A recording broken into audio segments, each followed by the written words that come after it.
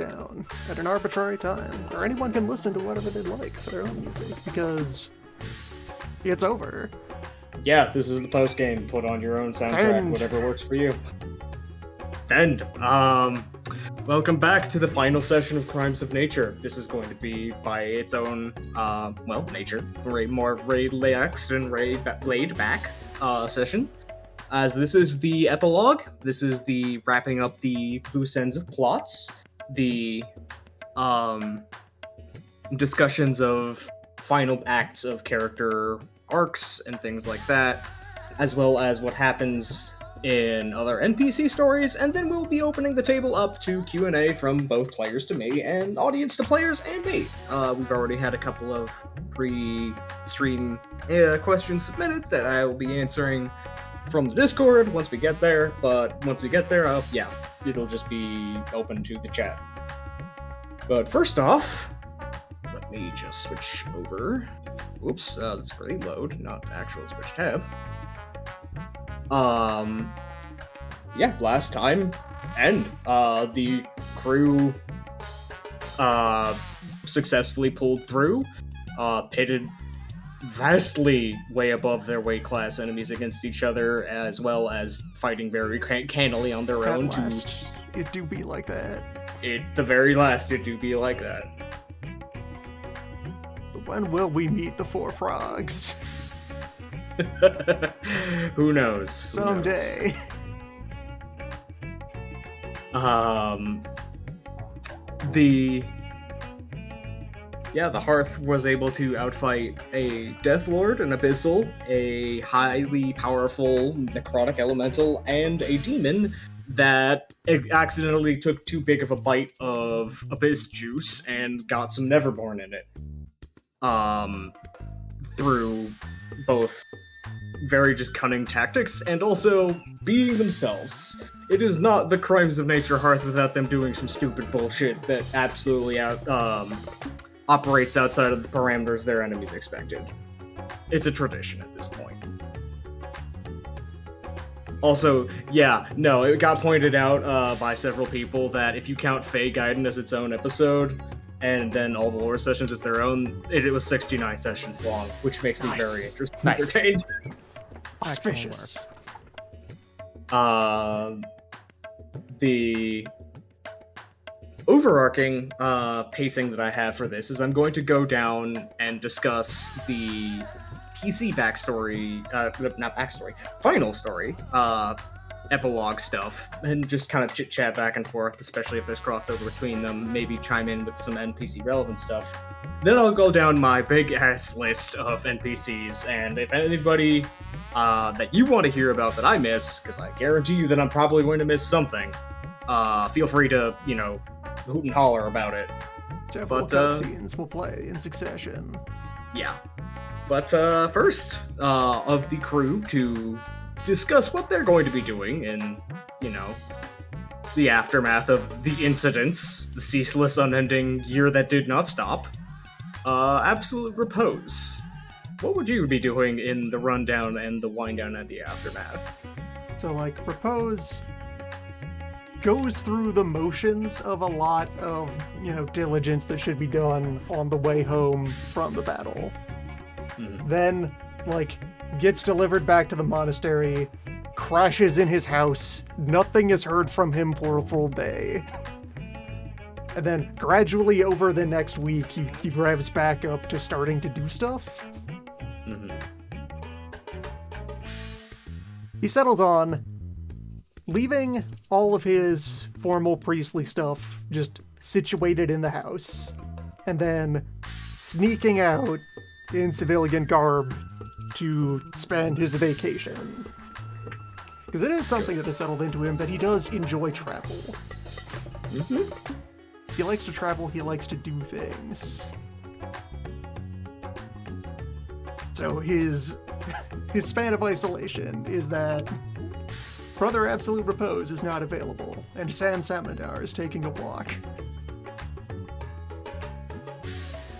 Yeah, And Azar is absolutely behind Sam going out for a walk and taking a vacation for as long as he wants. And if any of the ancestors or if the living members of the family have a problem with that, he just saved the world. Shut the fuck up. Which, also conveniently, if he happens to run across anything that does require formalities and officiation, the priests he has 10 disciples who are recent veterans of battle against the enemies of the world. Yeah, the Grey Robes are now actually battle veterans of fighting wraiths in the underworld. They still look very inoffensive and just kind of background characters, but they are now quite good at backing it up.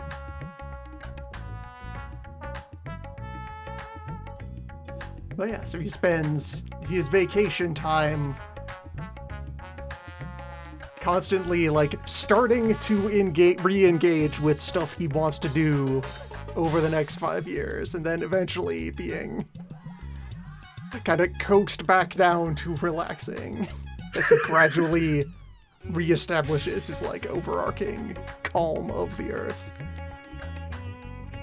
Also, since he's not speaking formally as an official warrior of the world and servant of the sun, he gets to speculate. He gets to do some investigation casually. Yep. So, one of the things on his list of things to do is to spend time with Onyx. Oh, yeah.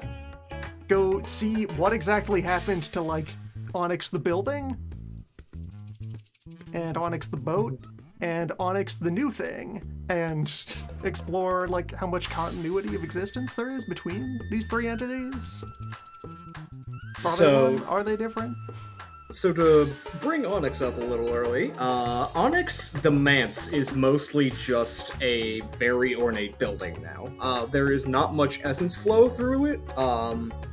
The parts that had been obviously channeling enough essence to create the synthetic intelligence or whatever you want to classify Onyx was beforehand is all just kind of burnt out. It is no longer hidden from fate. It is a very rich building that can be repurposed and probably rebuilt into some functioning manse of another form, but largely in order to fuel Onyx's transformation, the manse itself was the part that burned out. It is still a very, quite defensible building, quite handsome, quite well maintained, but much less magic than it used to have. The boat is still Onyx, to a degree where there is still a connection between Onyx's alchemical humanoid form and the boat, although the boat is less autonomous than it used to be. It is effectively an artifact that is now linked to Onyx, rather than Onyx being embodied within the boat and the manse. So, it seems that most of the I am, the identity, the personhood of Onyx just kind of concentrated out of the manse and into a bud off of the boat and created the body is the best way that Onyx could describe the physical sensation of it happening, is just an outgrowth of the artifact or a transformation of the artifact itself.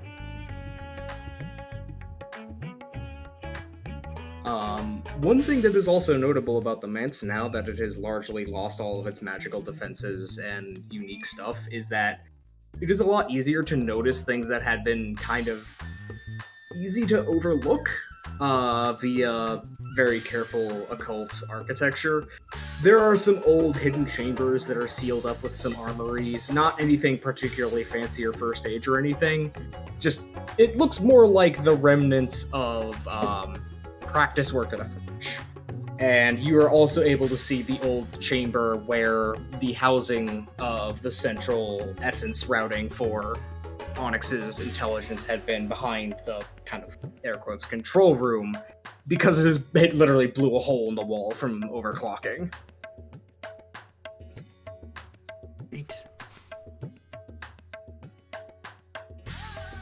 But yeah, Onyx has more for me to discuss, but those are the relevant bits to that question.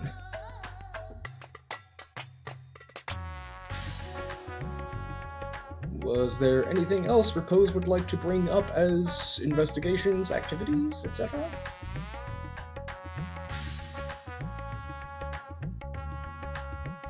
I guess if I can, like, extend into montage of Oh yeah. his Yeah. 5-year plan that was, like, quietly simmering in the background and having feelers put out for it. So Repose has a couple of things that he wants to do getting settled in. Where, probably actually most importantly for talking about character motivations, he did insinuate in the immediate aftermath of Trident River, as he was getting settled in here, he's thinking of having his first kid here. Oh wow. After the perils, you let the crowd know, hey, watch carefully the next generation here. Maybe Gaia will respond to the difficulties that you've been through and send you a hero. Repose is very serious about settling down into this town for a while and mending it and building it up, this whole space. Oh wow, yeah. But anyway, so Ropeway, begin the work of gradually carving like stairs and ramps and just a full-ass road up this cliff to connect Trident River to God's Breath. Take all of the rocks and rubble freed up by that and just conveniently slide them down into paving a road. And feel very awkward about, like, the idea of a road being built near this apple grove was one of the things that Repose used to, like, twist the Wood Friend's arm into helping with the war of you don't want things to get more civil around here. And then feel very awkward about showing, well, if I were planning to build a road, how far away is acceptable? How far away is acceptable? What kind of pavement would you like? How big of a bump in this road will there be to respect the personal space of the Wood Grove? Yeah, it's the Wood Elemental and the Grove would be pretty cordial about it, considering they would not exist without you. So just a slight swerve around and a understanding that don't go off the road to the east for this stretch of road unless you have a purpose you're doing that for. Definitely, that helps facilitate repopulating and healing the wound. Just a slight curve around the grove. Yeah, also, meanwhile, side hustle of building up the shrine to the nail and all of the facilities for meetings of the Alliance around the nail. As all of that gradually gets restored. And so then the big play, though, that's lurking inside all of this is, with creating all of this demand for skilled labor in slightly dangerous environments, siphon people off of the Iron Dust Company gradually over a couple of years to make it easier to walk up to them and say, you're going to shut down now because I am going to go cleanse that pocket and restore that fire domain. Yeah. And honestly, most of the Fey nobility of that pocket is gone, so... Yes, it has been recently devastated. As was my intention all along. Repose has been planning his next great adventure, since all of this wrapped up so cleanly, is war on the Wildfire Pocket, to turn it back into a regular fire pocket. Sroth, ideally, to, like, honor what was agreed upon when we first encountered them back over at the ruins, be equipped with whatever they need in order to successfully travel back to the edge of the world and return to the wild with a hell of a story about having been a crab. Yeah, that's honestly, I was going to bring up Sroth as kind of that was their end goal, was go back to a deeper Fey domain and become a local noble on the sheer virtue of, let me tell you about these weird motherfuckers that I met from the inside. Like, all that Sroth really needs to do to become Fey nobility is just talk about the year that it was near the Crimes of Nature Hearth. That's it. that sort of narrative and that sort of just sheer raw chaotic energy literally is enough to turbocharge him from background character to Raksha Noble. I'm sure Sroth will play up the fact that Milan accidentally made a slight bargain as they tricked the Hearth. Oh, absolutely. That is absolutely, there is going to be bullshitting involved in the story, but, the best stories involve, bullshitting, but there is a truth at the heart of it. So Sroth is going to basically, the moment that there isn't a threat / offer of would you like to leave, Sroth was like, I was planning on it anyway. Thank you for giving me the exit plan. Bye. But So otherwise, just runs the hell back out to the fringes of the east out in the woods and is now just this... Probably does not really interact with the inner creation again for a very long time because it doesn't need to. It could just kind of ride the wave of this adventure and making shit up about what it probably happened with the rest of you and what it knows it happened about the rest of you for a... Well, time is fluid out in the wild, but for a good long fucking while. Yeah, otherwise Repose's post-game is continuing the work of trying to make something harmonious out of all of these strange miscellaneous scraps that are this region. Yep. This Especially bucket... with, hey, the door might be open again. Door open. Door unstuck. Space that may have just barely, begrudgingly, been forced to acknowledge. Be forced to react to the sun looked at a ghost and it didn't explode. Yeah, my notes on what's going on in heaven and that door are big enough that I will come back to that later, but that is absolutely something that is going to come up a couple of years to a decade down the line in the region. There's a lot of paperwork needs to be filled before that thing's open again, and a lot of opinions need to be settled.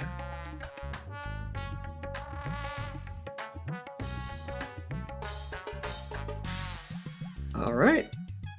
And if that is the rough outline of Repose... I think you're next. Sure, go ahead.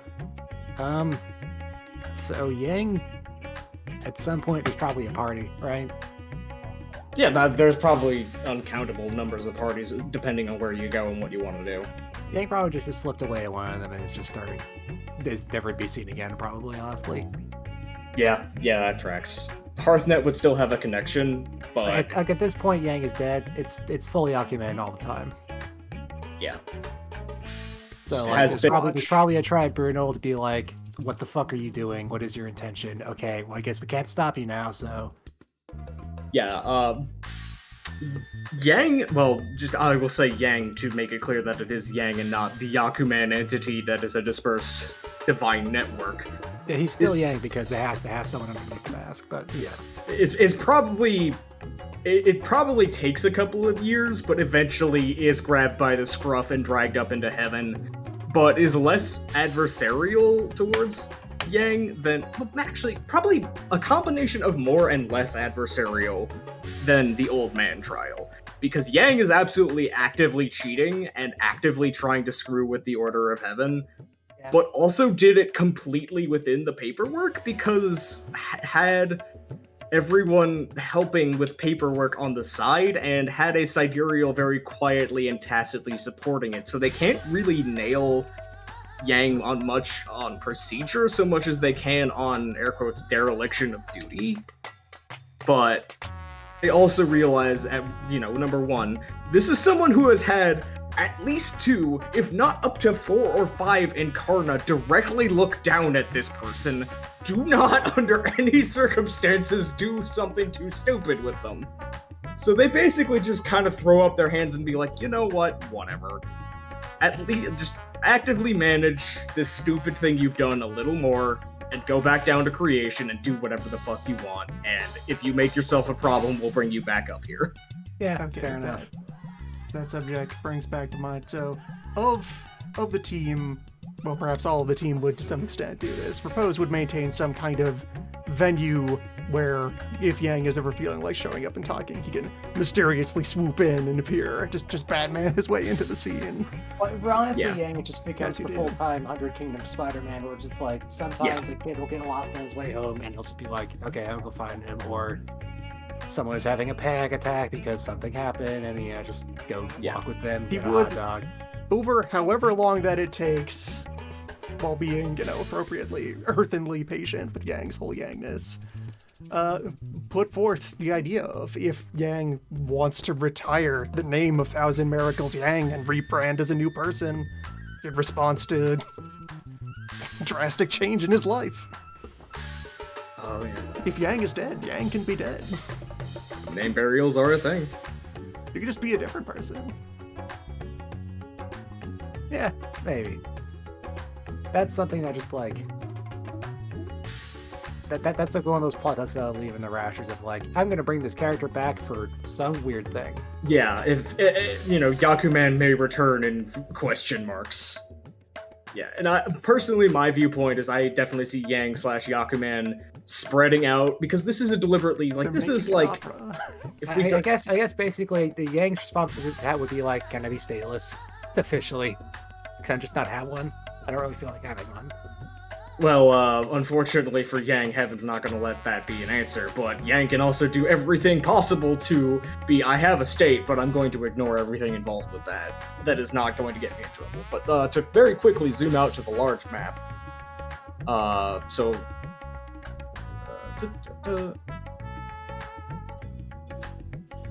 You'll notice that the whole region that I've been You'll messing with. notice the stealth is- Fjord that has been hiding the long con. Yeah, Fjord demands compensation. yeah, that's been there for months. But yeah, like the whole area for the 100 Kingdoms that I was defining as the 100 Kingdoms region that we were messing around with is maybe like an eighth of the actual full interior region. So Yakuman would have a whole hell of a lot of places to go wander around just in the relatively decentralized city-states region of the East. Yang would probably legitimately have decades, if not a century or more, What in is being functionally able to happening wander here around. is he is accidentally setting up a really hard to dismantle infrastructure for adventurers, skewed more towards being good instead of the tomb robbing part to be Yes. just like a thing extent that is just like a okay, go get an adventurer or something. Adventurer Like, go grab a aspirational. Yakuman, we'll go do the harvest. Creating a trickster organization, a trickster collective. Yeah, you are creating a trickster commune. Basically. Yeah, a trickster commune / union / syndicalist faction that is also A franchise. literally divinely backed by that trickster being bullshitted into being a real thing on paper in heaven. I want to say one thing. Out of all of the characters of the party, the one to have most followed Old Man's example, I would not have assumed it would be Yang. I know, I hate I it. know it's great. They both hate it. I love it. I love Yeah, it. like postscript, they probably both reflect on realizing that they followed each other's tracks. Like shit. Yeah, like honestly, like fast forward 200 years in the setting of Exalted, and Yakuman may count as its own class of exigent. Nice. Like that is that Yes, is, I'd like to roll Yakuman. like Yeah. legitimately. Like it is an exigent growth form that is common enough to basically be referred to as that is not a one-off, that is something that happens with a regular interval. And there's so much like precedent for it. You could probably be any element of Yakuman. Oh yeah, you may not even have to be Dragonblood. It may be its own eventual like form of exigency once people start praying to Yakuman as a divinity. Mind if I use the Yakuman in my campaign? I personally don't really give a shit. Sana? Shit. Yeah. The Yakuman instead of the Warrior of Light. Fuck. The vacant warehouse that was initially being used for fraud is now properly consecrated as where all of the unused masks that are never found after an adventure inevitably end up until they are needed again. Yeah, the weird cryptid bat cave where all of the gadgets and costumes are. Public knowledge. Oh, anyone can just go do this. Yeah, anyone in heaven actually has complete public rights to go in. It's just a matter of, like, it is I feel like it is a self-defending building, and that is part of the divinity of it, is if you go in with any sort of ill intent to, like, mess around with the pots and pans. Justice of the people, so why would we keep you there? Yeah, like, it'll either not let you in, or it'll just manifest superheroes to beat the crap out of you.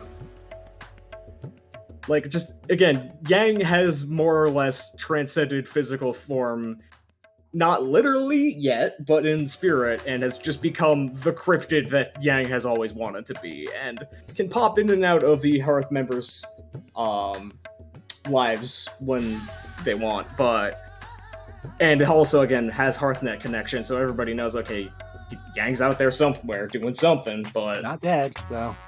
Not dead, and not in panic, so probably doing okay.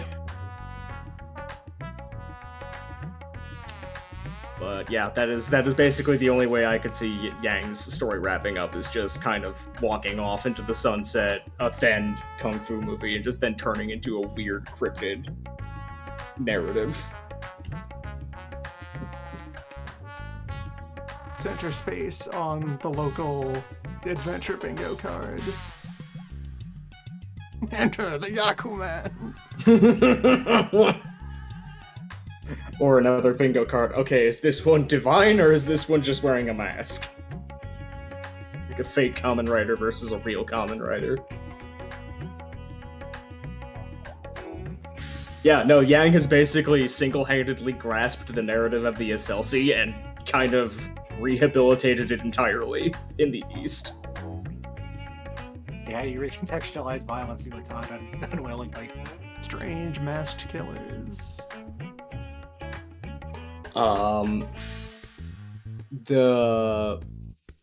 Next up, anybody want to be next up? I'll go because mine's pretty short and sweet. Alright. Or bittersweet. We'll find out. I talked to Darren about this. I had mainly one scene in mind and a summary of Epilogue. There is... So, Obsidian, once the Hearth wrapped up everything that they were doing, has finally achieved his goals to an extent of, alright, normalcy asterisk has been returned to this area. I have a few more friends in the process. I can finally get back to being a merchant. Just doing my job. And he more or less does that. He still keeps in contact with the Hearth, still keeps in contact with all the connections that he's made over time, but kind of just goes back to doing what he was doing. However, and I'll summarize this mainly, this scene, since that's the way we're doing this. Imagine this as in... Oh, I had nothing planned for the dad. That might be all Darren. We'll find out. Imagine this as, yes, this is an end of movie / video game cutscene. At the end, we see a slightly older Obsidian, and by Dragon Blood standards and how old Obsidian already was, you can tell that there has been quite the passage of time. Yeah, like a century or so, maybe a little less. Less due to another aspect of this. Yes. The first mate of the ship, Boulder, comes in, but Boulder is now much older. I never really came to a conclusion of, does Boulder come in a wheelchair with a peg leg, what? But Boulder is in some way maimed, disabled. Yeah, has gone through the fires of, piracy, and some things just cannot be healed very easily, even with exalted power. But is still the first mate, so comes... it doesn't stop her. Tells Obsidian that the bear is here. If Obsidian acknowledges this, makes his way out of the ship, and says that, as always, until he's back on the ship, the second mate, Onyx, will look after the boat, because in this time, in my head, Onyx has stayed with the boat, and Obsidian, being the person that he is, would just make Onyx part of the crew. Onyx has always been part of the crew. Now there is a person, Onyx, who is part of the crew. Mm-hmm. And would make Onyx the highest ranking person on the boat immediately, but would not immediately demote Boulder. So there may be some sort of aspect that Boulder is clinging to life because she does not want to give up her position just yet. I've still got life in me, damn it. I still want to do this. Because as soon as Boulder relinquishes the position of first mate, Onyx becomes first mate. Mm-hmm. Obsidian and Bismuth meet on a hill outside the manse or former manse, because Obsidian still just uses the manse as a central base / home. Mm-hmm. And they begin exchanging stories over the past couple of years, because they don't meet quite often, but they keep more than everyone else kind of had a connection with Bismuth. Yeah. And his everything. So they meet with each other every now and then. And then this being the cutscene that I actually kind of think of it, this conversation fades out as the camera pans over, and we see around the back of the manse that there is now a small, modest graveyard has been started up, because Obsidian keeps to his way of life, but the passage of time is cruel. Yeah. The crew is mortal, and Obsidian is not.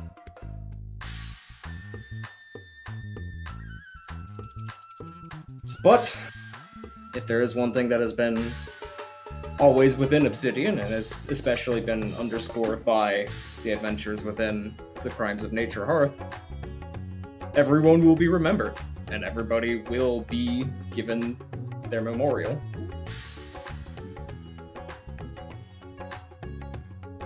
And that's mainly all I had for Obsidian.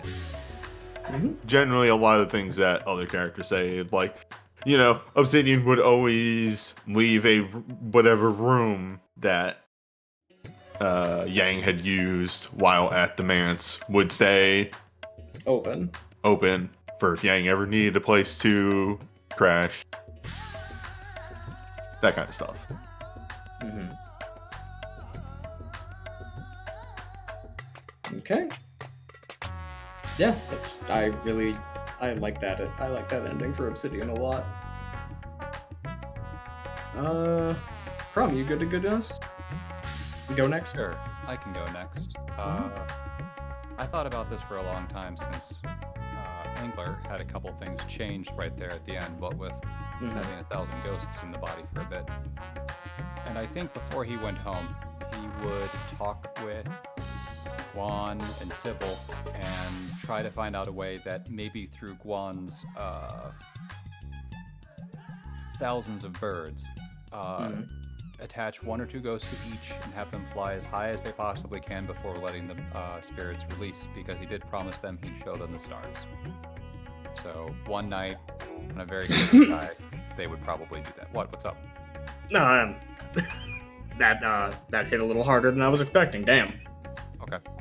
No, you're good. You're good. It's just wow, evocative. So you would do that one night, and then just thank Sybil and Guan. Probably spend a day or 2 with them, and then just kind of stay there for a little bit and just kind of think about everything. Get used to the glow. Get used to everything that's just kind of changed over it. And probably after about a week's worth of time out there, finally realize he does have a home he has to go back to. And he would finally go back and see his kids and Cass, and I would not feel comfortable ending this game without one last conversation with Cass. Absolutely. So would you like to open it up, or what is the context for the last conversation? I think it's just him finally walking into the Jade Orchid Prefecture, just standing there for about an hour or 2 looking at it, just... Alright. And then walking up, and without any real ceremony or anything, just walking in the front door, looking around and seeing just who happens to be around as he quietly walks in. You can see probably you can probably see Shireen kind of just fidgeting a little bit with a ring on her finger as she is moving through all of these new paperworks and books as all this new stuff is going on. Just a bunch of hustle and bustle as people are setting up the alliance stuff and responding to the sheer influx of interest and trade. You can definitely hear Ursula and Polaris playing upstairs near your quarters, though. He begins to walk towards them and then just pauses and goes, "Not yet. Not yet. That's one last thing I gotta go do first before that. Also, you tease." And anyway, he's going to go find Cascade. So Cascade is up over in like the Regent's office, and when you come in, she looks up, and for once, there is a very different aura when you walk in. There's not the exasperation, there is not the "where have you been," there is not the waiting for anything, there is just quiet relief. No sass, no getting up, no looking at, just looking at you and just kind of waiting quietly. When we usually do this, I walk in the door and I say something ridiculous and then something more ridiculous and something after that. So this time, I thought it might be better if I ask you if you want to start with the good stuff or the bad stuff and work from there. Because the bad stuff, the top part of that is when I jumped off a demon and shoved my hands into an open conduit of pure power and released 10,000 ghosts into it. Because, by the way, I had 10,000 ghosts in me. And then afterwards, I got a superpower from Yang, who's a god now. Don't ask me how that happened. And why are you looking at me like that?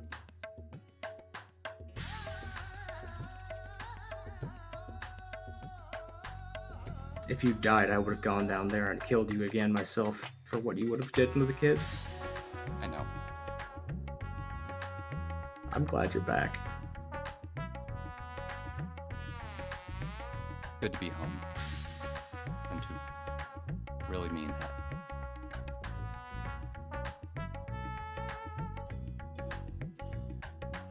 Can you do one thing for me? Just for me. Sure. Take a break. Spend time with them. They've missed you.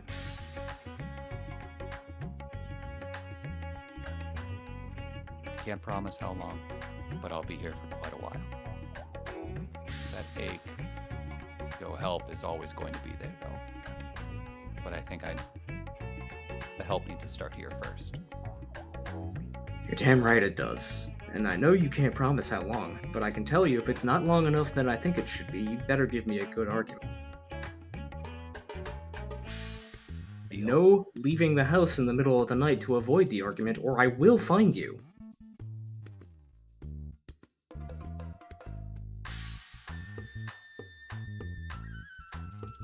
I want to think up something sassy for that, but I can't, Cass. I'm sorry, you got me.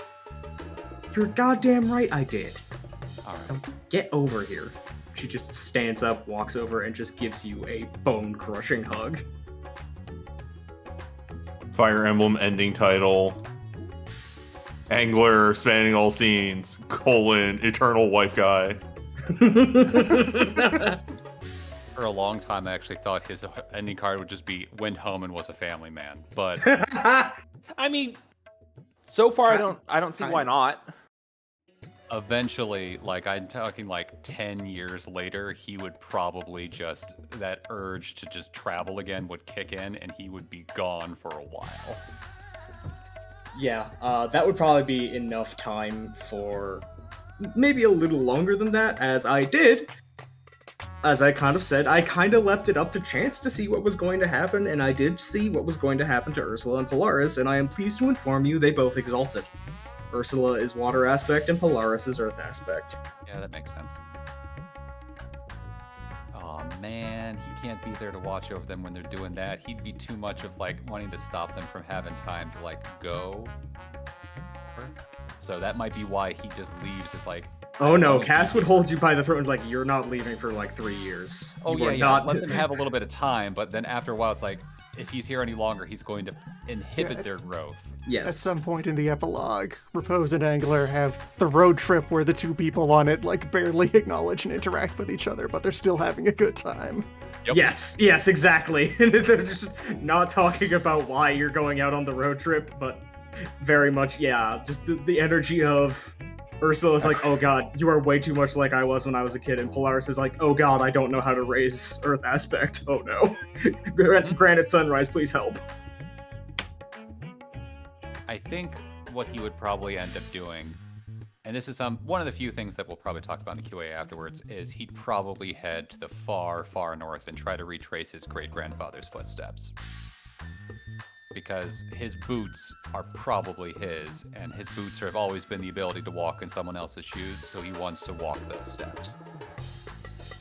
And in my headcanon that I just thought up, totally, the boots actually lead back to his grandfather's like first spot, and there's going to be some sort of a memorial there. I don't know what, but maybe just something to think about. That tracks. Damn. Yep. Damn. That was the narrator the whole time. It did be like that. That was Darren's character the whole time. Yeah, that was the framing device. You can't stop me. Wait, Angler's done now? I can't pass. I can't keep going after this. It did be like that? No, it did be like that, and I'm done. like and that. now we go off to someone else. It did be like that. It's like the Raven and Billy and Mandy. It's just in front of the big fire. I do a roundup of other art that has been posted. Yep. Old Man Obsidian.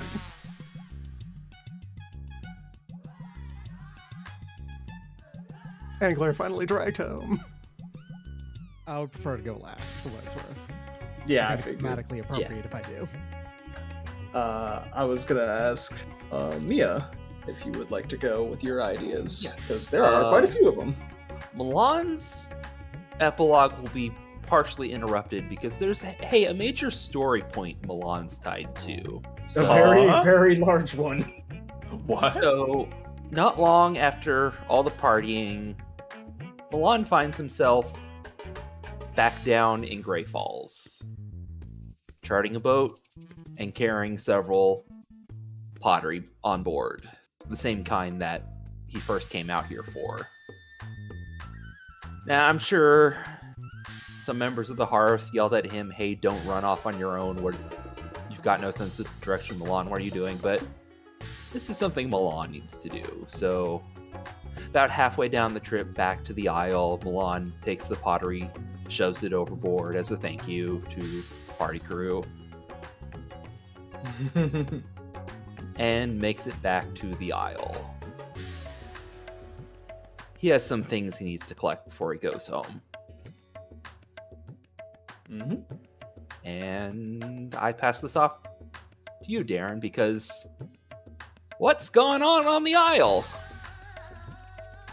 So by the time Milan gets back home, Milan has, sorcery, so is able to know that it is not going to be on fire when Milan lands. But tensions have been slowly increasing, but there have been some things under the table back and forth that are changing the political calculus in ways that people a year prior would not have guessed.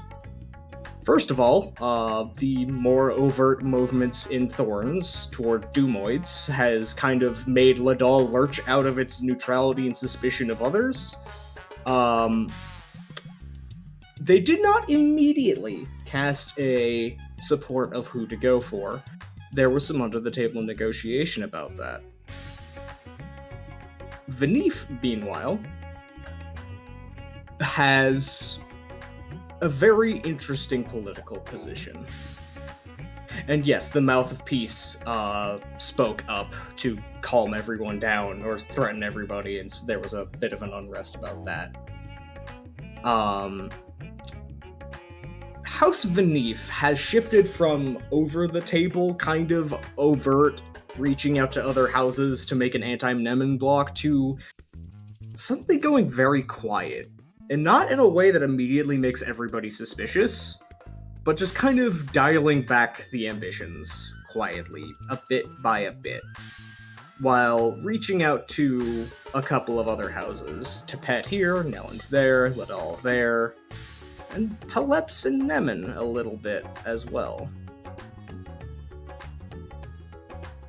See, something that the Hearth did set up before they left was a meeting between Nemen and Venif as sisters, going to one of their functions and just being able to speak with each other, not as contendants for the throne, but as two of the Scarlet Empress's daughters. And it wasn't exactly a magical everything is fixed kind of conversation. But a couple of things did emerge pretty quickly. One, Venif doesn't want the throne. Menemen wants the throne. Venif only wants the throne because she's afraid she's going to die if she doesn't get it. And Menemen isn't really categorically going to go to the point of killing Venif if it doesn't really make it necessary. When the two talked to each other for a while, they kind of realized that a lot of what they had projected on each other was images of their mother. Menemen saw in Venif the Scarlet Empress's charms that she did not get, the beauty, the grace, the effortless manipulation of crowds, and resented that. Venif looked over at Menemen and saw her mother's power, her entrenched position, her absolute control, her rapacious hunger for power, her terrifying ability to lash out at everyone around her, and was terrified that if her sister ever got in that chair, she'd do the same thing to Venif out of spite. And when they both realized, when they sat down, that honestly, when you set aside all of the dynastic politics, all of the paper reasons that people were against each other, there's no real reason for the two of them to be at each other's throats. Venif doesn't want the house. Venif doesn't even want the chair. Venif was used as a prop to break Paleps's legs. And yeah, Venif enjoyed having power, but now Mom is gone, and Venif is realizing I was kind of set up to fail. I was thrown to the sharks. And Menemen is just kind of being forced to reckon with, I have been looking at a deeply unfair version of my sister. And this is basically all and entirely because of Repose and Milan working under the table with their subordinates to set this conversation up. So, what had been looking like a nascent block of Menemen versus Venif and a two-way civil war suddenly starts to dissolve in a very strange way, as, not overtly at first, but more and more so, Venif starts retracting any sort of interest or claim in the throne, or opposition to Menemen, or even really interest in anything else. Just more and more quietly detached and calling people back from far-flung satrapies and placements here and there, and just kind of sending out quiet messages to people out on the threshold. Just giving the option of, like, look, you have two choices. You can come home, or you can stay out there, but you're not going to be House Venif anymore unless you come home with me. Because Milan and Venif have a plan. And Milan? And so, Milan lands on the Isle. The first thing he does is not go to Venif, but goes to his bureau, the Ministry of Transportation. Calls as many of his co-workers, his second family together, and offers them something. Milan has built a new home out in the east. And if they would like, they can come with him. There's space, there's wood, and there's supplies, and they can build a new home. And then he goes to House Beneath and offers the same.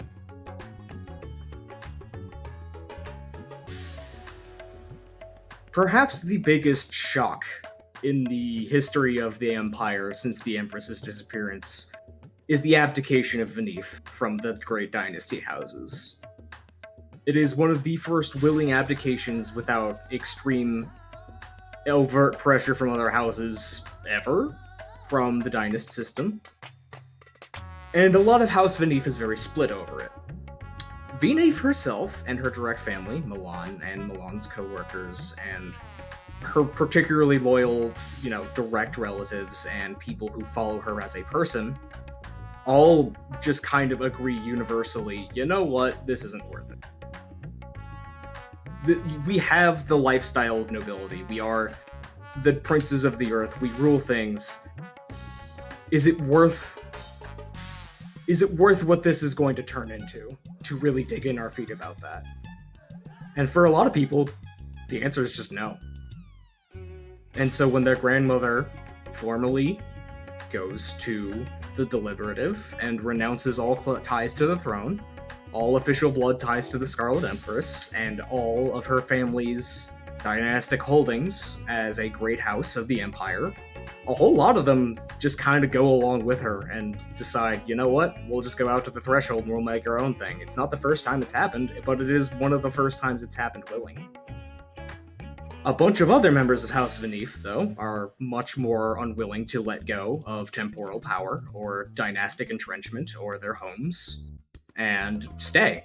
And they are given two options. You either immediately intermarry into another great house, and effectively are absorbed into one of the 9 remaining houses, or you accept that you are no longer a great house, and you are now one of the countless, innumerable, tiny, minor houses once more.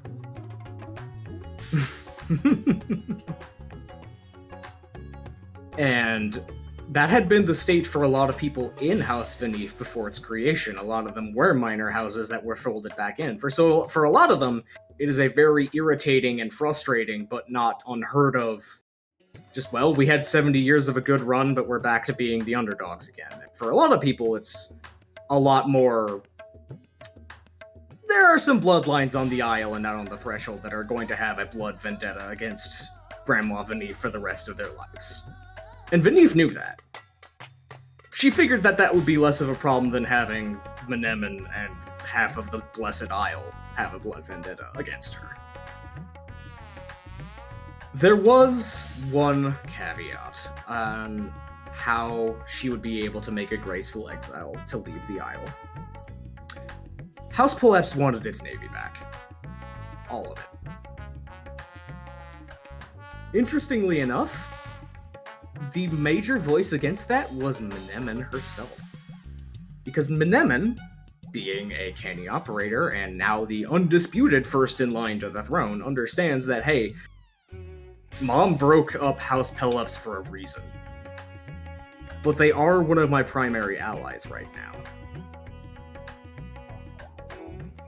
So, a deal is brokered instead, to more or less give 2/3 of the merchant fleet back to House Poleps, and 1/3 of the fleet is folded into a combination, air quotes, Imperial treasure fleet and scattered about a bunch of the other great houses as bribes. For now, this earns a unprecedented and shocking amount of confused peace from the Isle as everybody figures out what the hell is going on. Long term, this was a decision that had consequences, but we can get back to that. And so? Because for now, it doesn't matter to Milan. She's out of here. And so, on late wood season, Milan renounces his nobility to the Isles and voluntarily goes into exile, going home with a fleet of House Venif and a contingent of Nellans, whom having brought letters from Angler, wanted to come along. Probably a couple of members of House Tepet, because there's a lot of intermarriage as well. And also they kind of have a lot of people who want to get the hell out because they're a broken dynasty. Darren, is the wait, wrong map. Eastern map. Yeah, East map is what I want. Headcanon scene. Milan shows up back in 100 Kingdoms. Obsidian is there. Just says, "Welcome to exile." Hey, buddy! And so, with his family, extended and close, Milan goes home. Darren, would you be able to change the thing I requested? Yes. I would be able to do that. So, Milan, well, first of all, there is a number of boats that come back with House Venif's, Venif's family at this point. And they settle down in the region that Milan had staked out. Just the option I need.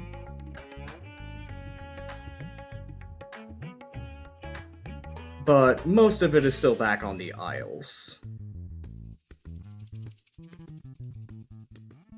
as they are relatively starting fresh. It is something that is passed down in the lore of the region and the family from this point forward, that back on the Blessed Isle, in the territories that they had, there was a city, one of their major cities, their main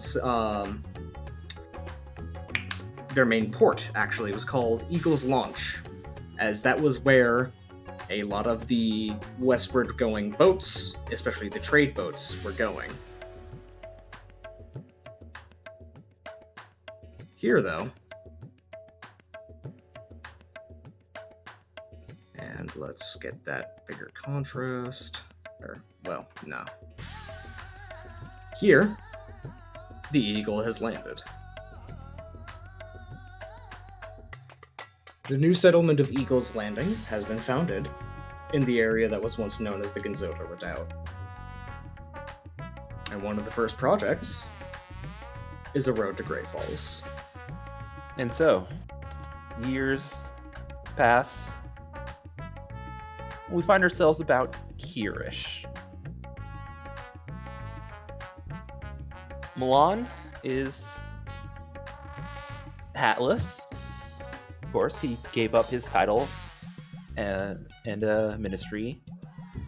And he's got his sleeves rolled up, carrying stones and setting them into a road.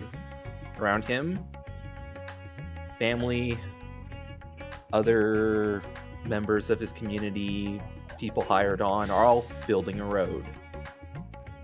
And at some point, Milan takes a moment, signals for everyone to take a breather, take a break. It's a pretty hot day. Everyone go grab some food and something to drink, and Milan just takes a moment to stare back along the road he's come.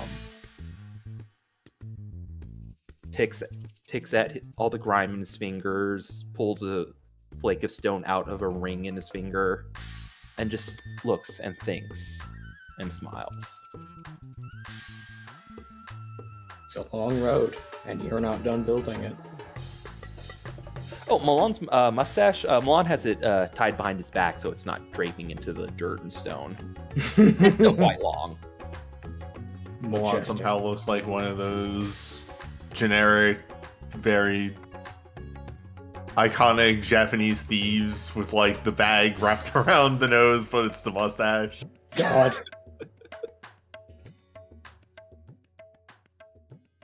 But yeah, that is the start of what happens to the Blessed Isle and the end of the story of House Venif and the beginning of Venif's family in the east with Milan.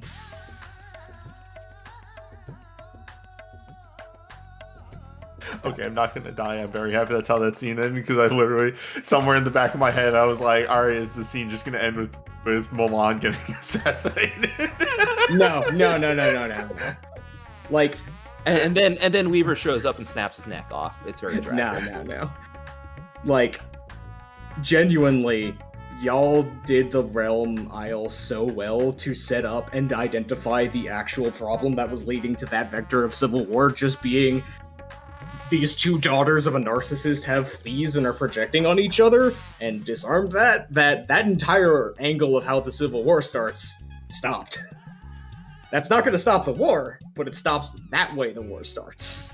In the anime, basically every epilogue, there is a Yaku man somewhere, like, almost off screen, just, like, making sure no one's about to try and fucking assassinate anyone. Or just doing weird cryptid shit in the background, like chasing a goat.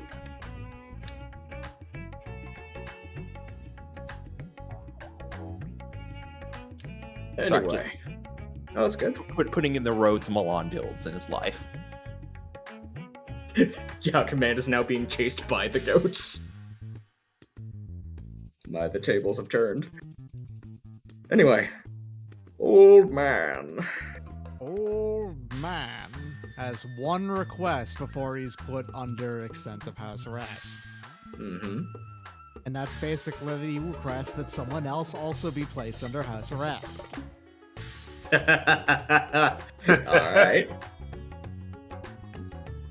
Because a long time ago, in the meeting that the entire Hearth had with Ruby Tyrant Gauntlet, Ruby Tyrant Gauntlet, yep, that's how it is.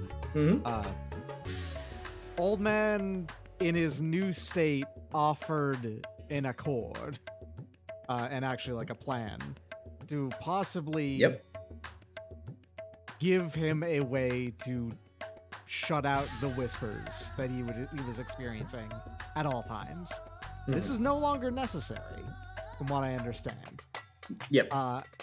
However, there's something that old man would actually be quite comfortable with for the next 100 years, and that is basically a neighbor. Being stuck under the same mountain with Tyrant. Not necessarily stuck under the same mountain. He'd be completely fine with, hey, you want to build a shack up there? That's fine with me. Just come visit every now and again. Man, And even offered help in building that shack. the final character development of Old Man. He wants company. No, My God. he tolerates company. He is following up on a promise. Yes. Yeah, and this is being pointed out. I have been quietly thinking, okay, Tyrant is going to submit to the isolation and rehabilitation plan, and I had been wondering who, where, and when. This works perfectly. Is just, okay, I will be isolated, but I need to have some communication and contact with people so I do not stew in myself. Wait, you want me to be with who? You have to keep your contact with one of the most surly, one of the most abrasive, cantankerous people you know. Because The one keep who you is going to grounded. poke you straight in the scars every time you try to use them as an excuse. He'll keep you grounded. Yup. That's fucking perfect. That is better than the ideas that I had, although I might even, I might stitch a couple of those together. That is infinitely better than the ideas that I had. And old man decides to, in his 100+, like, honestly, kind of indefinite statement, sentence of house arrest, spends an enormous amount of time, mostly alone, because Tyrant likely does not actually contact him that much, I'm assuming. Probably not for a while, but as the time goes on, he would probably start doing it more. Like, Yeah, for the that first, makes decade or two, almost once a year tops. But, No, that's a requirement. You have to check Yeah. in once a year. he would do court minimum for the first while, but eventually start actively seeking out social contact with a couple of people. Importantly, though, that this is actually a thing that old man would like to enforce. It's a one-person building. It's not that impressive, but it's comfortable. Yep. He's got a good view of the mountain and just an excellent view on the outside. Very comfortable, nice, pleasant, good weather all year round here because it's It's the wood zone. That's kind of like what it is all about, really. Mm-hmm. Rainy occasionally, but that's fine. And anytime that he needs to, he can go down, like, into probably just a cave somewhere. Yeah. And go meet up with Old Man, who has been stuck in the cave for the past century at least. Yep. And in that cave, Old Man does a whole lot of fuck and all, and he loves it. Because here's the thing, is that while he is, in fact, completely comfortable with going out to assist people now, that's a thing that he's absolutely fine with, would like to do, and is honestly like a long-term goal. He's got a whole lot of time to do it, and he'll take the easing into it after, you know, a good long while of not doing it at all. Yep. Unless people find out about the old man under the mountain and go to ask him for advice, which does happen all the time. It's not like he moved anywhere new. He's just down there now. They now have to get past the incredibly intimidating bouncer, though. Or they mistake Tyrant for the hermit, and then... then it usually goes bad. Maybe for a few decades. Yeah, Old Man is technically, like, as Morgan pointed out, Tyrant has been given a hermitage rather than house arrest. Old Man is more in prison, but honestly, this is kind of just his original living arrangement. Just So kind of you with a no rock longer on have an top. arm made of ruby, and you hold no manner of tyrannical office. You should change your name. I was You actually say gonna- that. I was actually going to get to that. That's right, Theodore. You no longer have a hand made of ruby, and I no longer have feet made out of wood. It's weird, isn't it? What? The ghetto. Oh, Yeah, yeah. he doesn't do the geta anymore, or if he does, they're not like really long anymore. Funnily enough, over time, Old Man has shifted from never touching the ground to he touches the ground most time. In an extremely, extremely long-term, way off like time scale that's like not even remotely relevant. Old Man may one day eventually, without seeking for it, because that's gonna, again, that is the change that's happened now. Old Man's ambition is lost, so he no longer actively seeks to, you know, rise any higher. That does not mean it will not ever happen still. Because it could still just happen, not necessarily even because he wants it to, or that it's complicated, but it's entirely possible. And very, very, very far down the line, Old Man may one day eventually fully ascend to some form of god. Again, but properly this time. Yep. Headcanon, the entire Hearth does visit Old Man frequently. Yeah, I expect that, yeah, several people would visit both of them. Every now and again, he acts like he doesn't know any of you. Yakuman sends curious scholars his way constantly. Oh god, this is just Yes. a back and forth trolling match between Yakuman and Old Man. That's any trolls, basically. You would either send people that you know Old Man is going to roast in a way they need, or you send people that you know are going to annoy Old Man. Only them. On the memorial days that he will establish for the tragedies that occurred during this terrible, eventful year, Repose will... One of the mechanisms around which donations will be collected, in great part for charitable work, will be selling eggs to throw at Tyrant. Not that other people will get to throw these eggs, they just get to put the resources in the pool, and at some point, Repose will stop by with the pile, and not even necessarily go through the time of throwing all of them, but just kind of point at it and be like, yes. You know what this is for.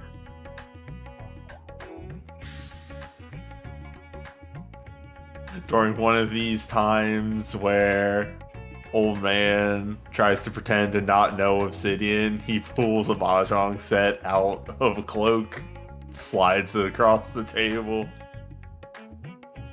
I know plenty of two-player Mahjong variants.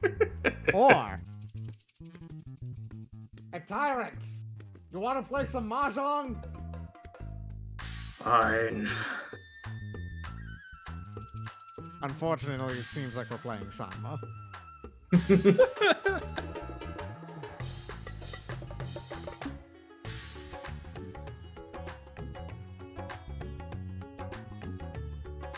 And And now that's for the basically All right. The old man spends a lot of time under house arrest, so he doesn't really get to have exciting adventures. Yeah, no. And from here, I will go down the list of NPCs that I need to address the fates of, and I will go ahead and start with Tyrant.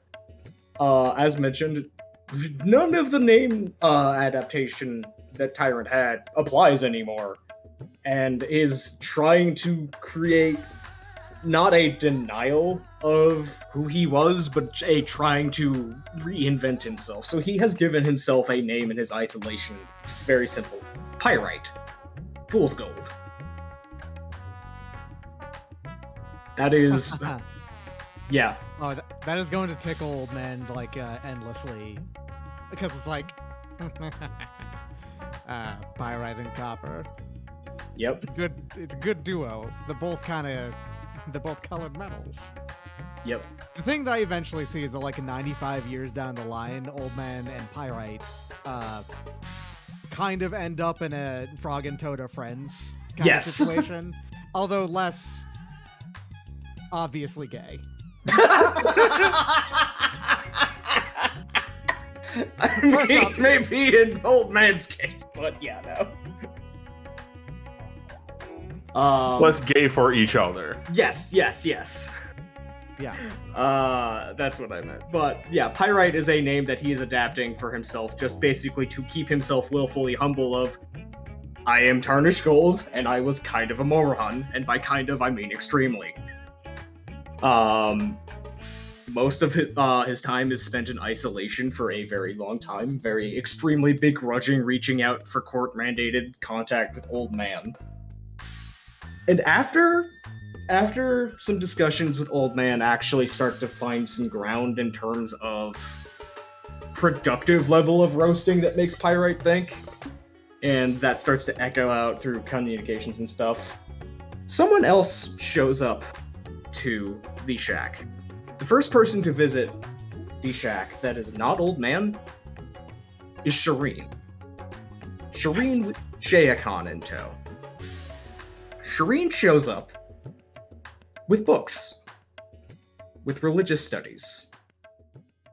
Shireen wants to make sure that Tyrant, now Pyrite, is earning that second chance. And she's not going to make sure that it is an easy second chance. So she and a god of the old age are going to sit down with all of these religious texts, go through them line by line, let him vent any frustrations that he has about any of this, listen to them, and accept when he's got a point, but also tell him when he is being an asshole and just going down a spiral again. There are more than a few times where Shireen literally reaches over and hits him with a book.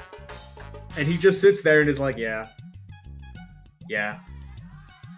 Because by the time that Shireen is comfortable enough to do this, even with the backup of a god, Pyrite has more or less understood that, yeah, I've actually internalized all of this fucking problems, and I need help. And again, he is isolated, and it is about the time that he is realizing, you know what, maybe it's not good for me to be perfectly alone, even if I do have the crotchety old man.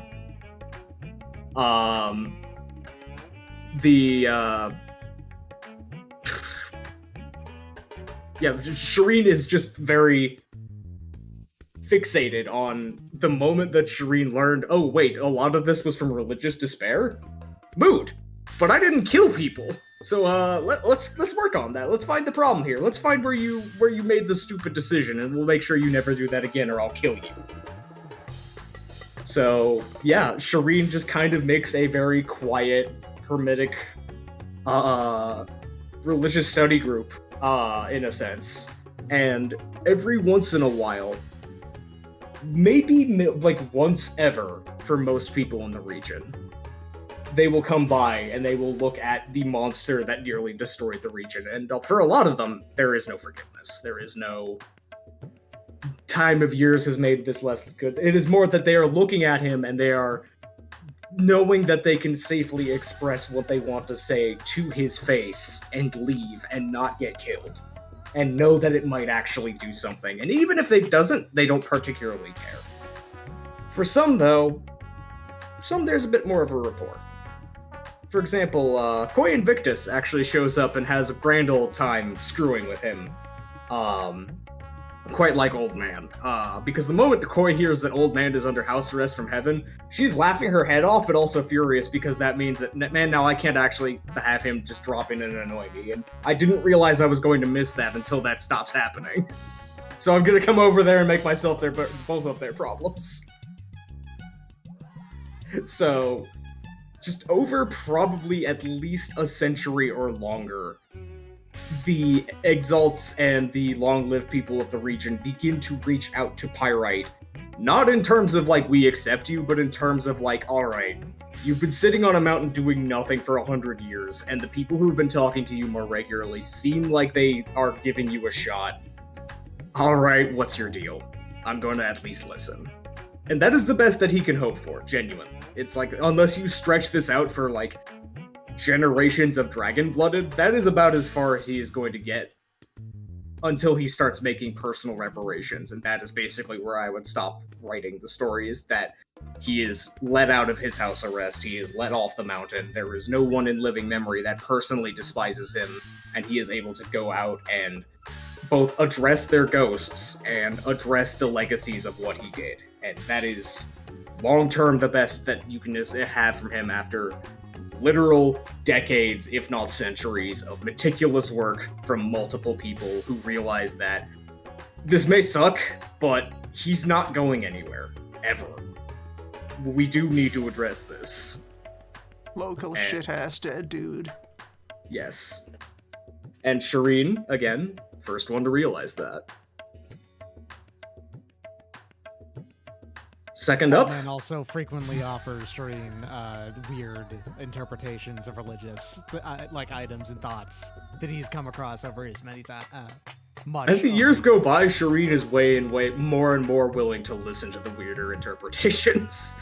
Just at first, she's still very orthodox and very much but then just very much, slow wearing down of no spoons, only knives. And very much willing to listen to the weird shit and just, like, either accept it or be like, that's stupid, fuck you. Just... Stupid, but it works. Sometimes things are just stupid. That's how life works. She would not disagree with that. He's holding, like, his hands on bars or whatever. That's what life is like. It's stupid.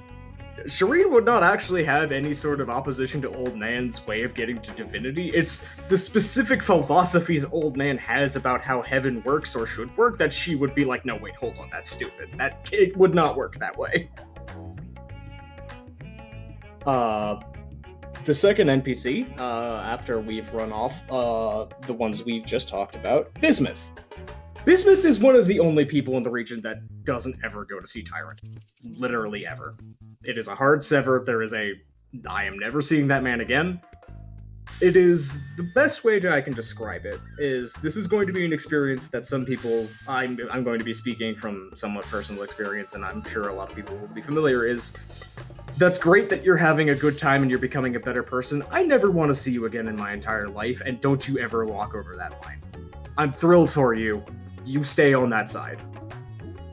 That is Bismuth's entire opinion to Tyrant. Genuine, glad tidings to the idea that Tyrant is doing something better with his life would probably kill Tyrant if he ever walked up and tried to talk to him. Chip to throw onto that pile. Yeah, Repose forgives no thing. Yeah. That he ever approaches Tyrant is a matter of demonstrating his ability to tolerate. Yeah. And it should be reiterated again. His party line Almost, remains like, basically first good chance. Yeah. For a very strict definition of good chance. basically no one forgives Tyrant. Shireen is approaching Tyrant as you are a bomb that we are either going to kill or we are going to make do something else. And I feel better about our odds of the latter. Their old man actually does forgive Tyrant, but that's because old man holds zero grudges against anyone, believe it or not. Yeah. Holding a grudge is just something he just does not do. Mm-hmm. So, Bismuth basically, again, probably of the Hearth, remains pretty detached aside from Obsidian because of having a pretty good connection with Obsidian and just kind of a looking over and going, same hat, kind of to a degree. And otherwise, it just begins to kind of flourish and build up his community and is much more active curator and maintainer of the area, and they are more and more drawn into the actual workings of the region as no longer as isolationist as they were, but certainly pretty connected in a way that they no longer were. I think a additional like bullet point on Obsidian's ending, and sorry, I'm leaning back a little bit.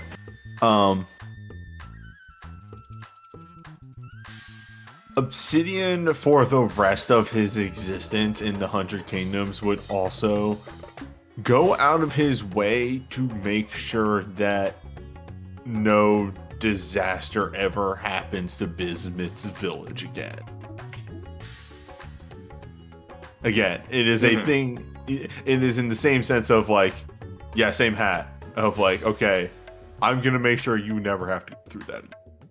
Yeah, it is very much reciprocated and appreciated, and just very quietly, you get the sense that Bismuth has just kind of, in a sense, adopted Obsidian as a family member after a while of that. Of just like, alright, you have gone past my, emotional defenses. I will now murder basically anyone for you. You count as family.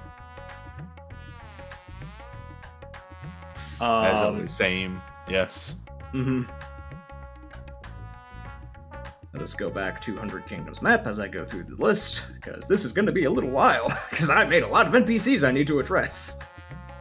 Koya I already basically gave the highlights of, is that she's going to spend most of her time fucking around to basically keep bonking Tyrant and / Pyrite on the head whenever he seems like he is stewing, or just because, honestly, the guy deserves it for a while, and going to mess with Old Man because suddenly I miss this. Probably passes away in about 50 to 100 years because she's pretty old for a dragon blood, and when she does, doesn't really have an explicit heir, but is very careful to set up all of the geomancy to be self-maintaining, but also leaves all of her notes about it to both Old Man and Milan for like, hey, if anything goes wrong, here's how to fix it. And is like, her entire tower is bequeathed to them, not as an obligation, but as just like a, hey, if you want to know anything, I'm dead. I'm not going to be using this. Old Man will send the things that Koi sent him back over to Milan after memorizing them. It's telling if I was actually to get a hold of this, I would have reversed it all, and you know that.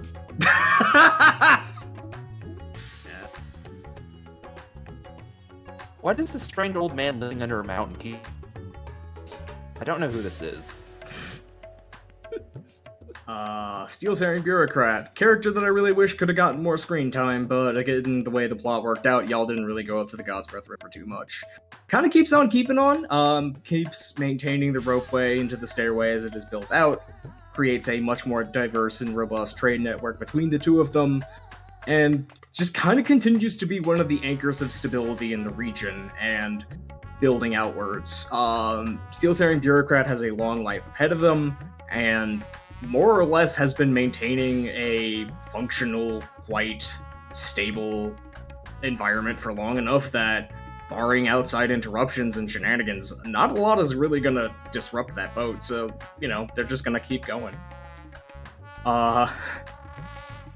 I will count this as a answer of one of the Discord questions as I bring up Rowanhart, the home of challenge logging. Whatever happened to that? Yeah, so the village that Repose introduced Thunderdome over, whether or not that's a grass or that's a tree, that turned into an inaugural festival religiously every year in the high wood season. Is to find new ways of debating the finer qualities of what makes grass and what makes trees. And it eventually starts branching out from there in terms of like, all right, grass and tree starting to be getting into be a kind of old argument after a decade or so. What if, okay, stay with me here. Is that a mushroom or is that a moss? And then they just start finding new things in the forest where it's like, all right, what's the difference between those two things? And it just causes chaos and nightmares. And up in heaven, every time that they have a new choice of topic, the Bureau of Nature just gets another, like, 3-foot high pile of paperwork and just goes, God damn it. There is exactly 1 year where somebody tries to, as a joke, introduce his hot dog sandwich and is immediately shot down and told to shut up. What the fuck's a hot dog? Whose sandwich?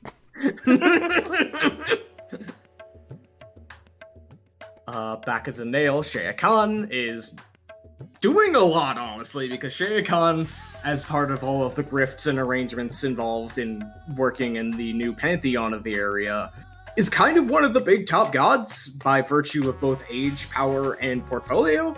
Does a lot of work both at the nail, is kind of one of the, that's technically Shaya Khan's major shrine, but so is the Five Winds Throne itself because it is like the nuclear deterrent weapon of the region.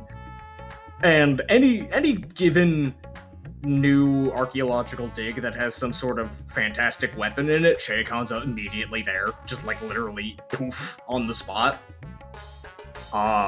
Spends a lot of time doing bureaucratic work, does a lot of time, is probably one of the point people to discuss all of the stuff that's going to be going on in heaven. And again, on the side, is going to pyrite with Shireen. Basically, the point of view combination-wise that Shaya Khan is giving is, number one, Shireen is much smaller than you, and I am about your size, and if you try anything, even slightly slick with social stuff, I'm going to break your neck. And the second thing Shaya Khan is there for is a practical speaking, I am a god, I can speak to how the celestial bureaucracy works, perspective on things, to either support, deny, work around, etc. Pyrite's personal convictions, as well as the idea of, hey, you don't have to be a rampaging, unmaking engine of destruction to make the changes you want. You could just sit there and be the threat of that being pushed, and be just as good, if not better. Because Tyrant had a lot of issues with, like, having impulse control on that. And down over to Fallen River Valley. Fallen River Valley, after its, sudden case of, exploding parliament and a whole bunch of corrupt politicians getting evicted, your friend bursting into flames, all of the other things, the Inquisitor having a no good, very bad, horrible, bad year, etc., is very shaky ground, but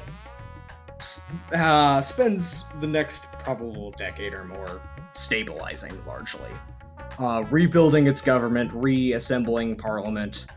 Veniscu, one of the major parliamentarian functionaries that was a point of contact with the Hearth, ends up retiring relatively early after the sheer stress of remaking a government from the ground up gets to him, especially because of Milan's kind of supernatural slight imposition of no, really do it honestly this time. He does give it a solid, honest crack, but the stress of doing so compared to his usual skill set basically makes him go, I'm gonna retire early. I'm just gonna go back to my estate. But otherwise, Probably the only real major disruption is when Koi dies. There's a lot of worry about what's going to happen to the river until it is clear that it is going to stay maintained. Northfolk. Northfolk begin to settle in further, more accepted in the region, have people again emigrate to other areas where they feel like it, but mostly just kind of build roots, and within 20-30 years it is not a dot on the map in a little valley. It is an established town and kind of sphere of influence that is getting accepted into the Alliance as a full political entity rather than a representative of a collective of people. Loon addressed the wildfire pocket. The Shadowlands all got cleansed when the Manse exploded. It was just kind of a vacuum effect of getting dragged inward. I will get to Heaven later, because that's going to be a long story. Swamp Bandits and Sports Dome, which was another Q&A question. So, the Excelsi in the swamp deliberately kept their heads the fuck down most of the game. They did some stuff very quietly on the sides to poke around and see if anybody needed a knife in the throat, or if anybody was coming towards Don't, and make sure that no one was being overly intrusive on the area, so that there was no sabotage that required people to come in physically. They could not stop the ley lines from taking out the demon.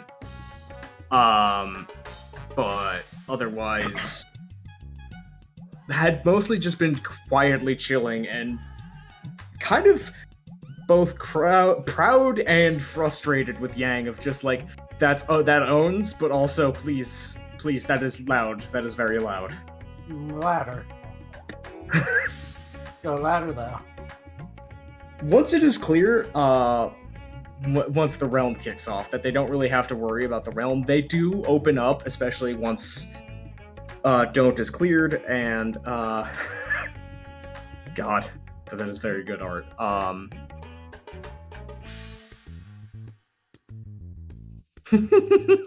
Yeah, that's extremely good. Yep.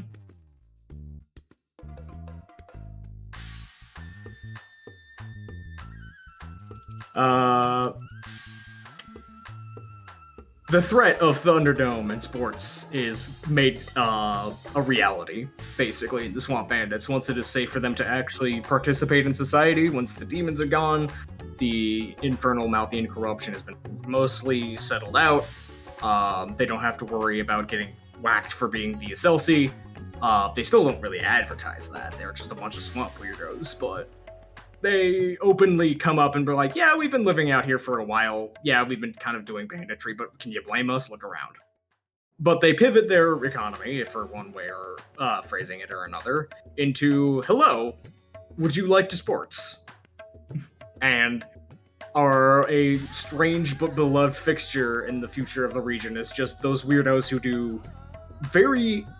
Like, it's not just an MMA pit in a swamp, although that is definitely one of their offerings. It is, look, we're making entertainment and sports for exalts, for divinities, and We are like the Fight Club of the Marsh. Let's do some weird shit. Let's show me your real fun weird shit.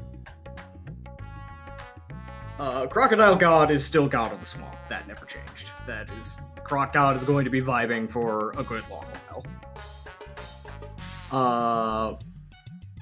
Riftwood, the trading company has been thrown out on its ass. Dr. Clearheart is still there doing her practice. By and large, they kind of probably politically end up merging with the Swamp Bandits in the terms of, like, within a century or so. They just kind of reach up north now that it is safe to do so and just kind of absorb culturally that to legitimize them. Clay Bottom is still the small village it was. Still intensely thankful to the Hearth for not ending in a zombie apocalypse. And yeah, there's not really a whole lot to say that had not been already established before the finale for them or the Northfolk and the Ravens to the north. They just kind of continue being as they were.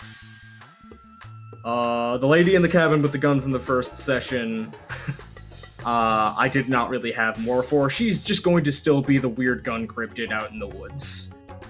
She is just a hermit. That was her whole character. Jimbus, beloved friend of all children, continues to be Jimbus. It is unclear if Jimbus has an expiration date of any kind. It is unclear whether or not you can kill Jimbus in a way that matters. And no one is down to try. Whenever, for some reason, whenever a council happens at the meeting camp. Actually, there's a question. How does the council shake out? Does the council stay together? Yes, it is not without it's not without problems, and it isn't, especially when it doesn't have an existential threat breathing down its neck, a lot more petty problems start showing up. But it is still lashed together pretty much as a loose confederation of, yeah, it is in our best interests to be a defense pact and an economic tide. And at some point, Eagle's Landing does join the council. Vineeth notably does not take the councilman's position. Brother. He gets it. Oh yeah, no, I had not. My grandma. What of sand and clouds? I had not mentioned Sand and Clouds yet. Sand and Clouds was a water elemental for a minor regional festival that over the course of a year, through a bunch of very creative paperwork, got a promotion to a directional lesser dragon for this region. So, massively increased portfolio of power on paper. In reality, still has a very small footprint for a while, but Heaven being Heaven is like, well, I guess this is your division now. I guess you do this. You have the authority to do this sort of stuff. The dampness spirit begins to spread out for several hundred more miles around this particular area, and goes from a weird, small, specific way of celebrating high water into, if you mention dampness in most of the Confederation of Rivers territory, they'll know, oh yeah, the 100 Kingdoms way of celebrating high water. Just is now kind of a small regional god elemental. The dampness spirit will not be stopped. Jade Orchid Prefecture, Dragon Slaying Burr, having no real fight to fight in terms of, being an insurrectionist or revolutionary or whatever you want to call her, just kind of goes out and doesn't leave the region, but kind of does a Yakaman. Probably actually becomes one of the first Yakaman adherents and, not prophets, but missionaries, if for lack of a better word. Just talking about the stories of the Yakaman and discussing, hey, if you've got a problem and you need to throw off the shackles of tyranny or something, maybe read this here book and look at this here mask and maybe something will help you out. Maybe read this zine. Yeah. Jade Orchid is pretty well held together by Cascade, and, again, a lot of that was also already covered by the backstories of most of the player characters. By and large, it is... The followers of Yakuman are called the Hans. Fuck. I'm voting to kick Wandering Newbie out of our golf game. Sorry, I had to get that out of my brain. No, it's good. It's good. No, it was Get good. out of there. It was good. Remember, you just gotta hold on for another hour and a half and it'll all be over. It's fine. It's good. It's good.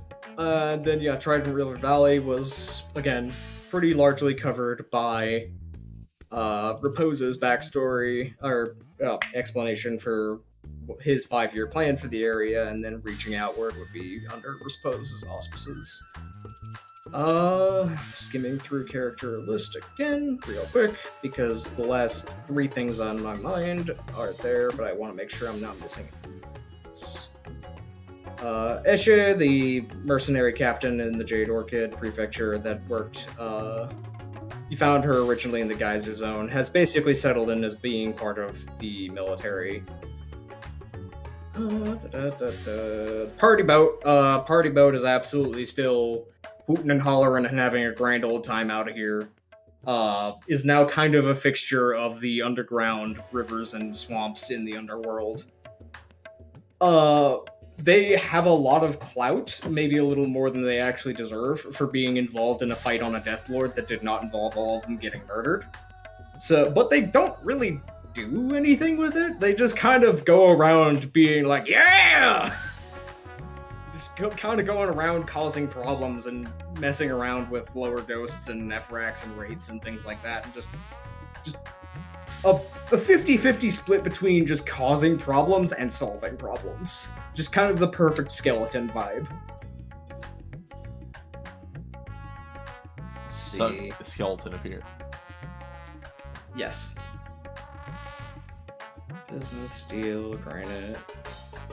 Praise, yeah. The monastery.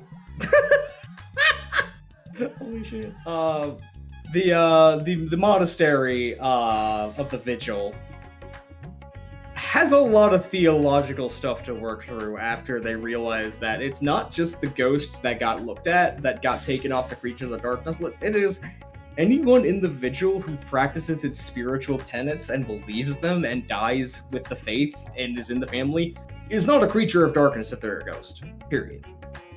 If you are in that religion and you are following it truly, and you die, and you are a ghost, the sun doesn't hate you. There's a lot of work to be done theologically to address, okay, what the fuck, now what? Praise is more active than she has been in centuries in terms of figuring out, well, that's a large change. A bunch of ancient texts are going back and being opened and re-examined for any sort of hints as to, like, was there any... We have precedent for this, but was there precedent for this kind of situation? One of the things that Repose is doing when he gets back to officiating is writing a lot of very formal and very smugly worded letters back to the old country.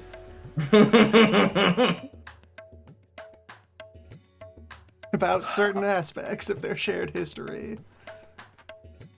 I have a question about an NPC, because I feel like it was brought up and then never actually addressed during the finale. Mm-hmm. I want to know specifically what happened to Waluigi. I don't remember his actual name, but you did mention that he was there. Sinise did show up in the final battle to reclaim some level of honor, dignity, respect, whatever. He actually did not cower out and run away. I didn't really decide whether or not he got blown up, though. So I'm going to rule that he vanished in the chaos of battle, but it was very clear, like, he was in the thick of it and fighting, and no one saw him again, and no one is clear whether or not he was able to let go and get back into the cycle of incarnation, because he got rid of all of his fetters and guilt, or if he got torn apart by hungry ghosts. He is now kind of like a campfire story for the dead, of just like, here is this really shitty guy who kind of turned it around at the end, but no one's really sure what happened. A ghost story for ghosts. Yes, exactly. Like, just the concept of, like, you know, the shitty-ass nerd Waluigi of Wuxia might show up again. Who knows? The canonical shit-ass dead dude. No, he is the canonical shit-ass dead dude. Tyrant is too legitimately dangerous and, like, bad as a person. Waluigi was the shit-ass dead dude. If you do enough drugs in one night, you might wake up and he's there next to you. There might be a little bit of confusion with Pyrite, but honestly speaking, that's a bit easy to make the difference. You wake up, he's there, he gives you a magic piece of chalk, laps for 3 hours, and then vanishes.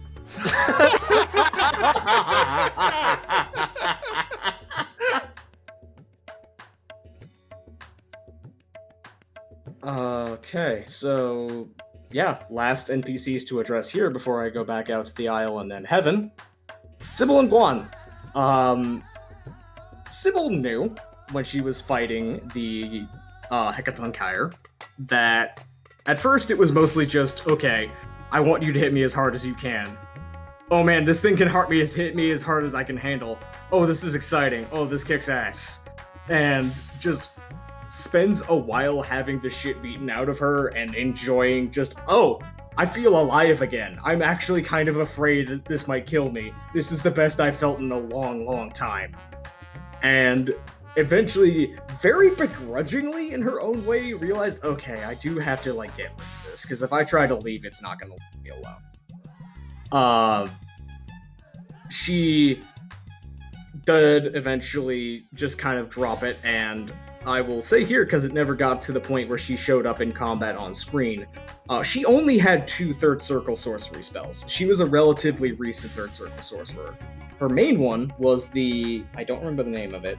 You throw a mirror over your head, and it rotates around your head, and it creates mirror versions of whoever is attacking you to perfectly parry whoever is attacking. So that was her first third circle spell, and she kind of semi-independently developed it, because in her ideas, what is the best way to improve yourself? Kick your own ass. Literally. Now come fight me and try and kick your own ass.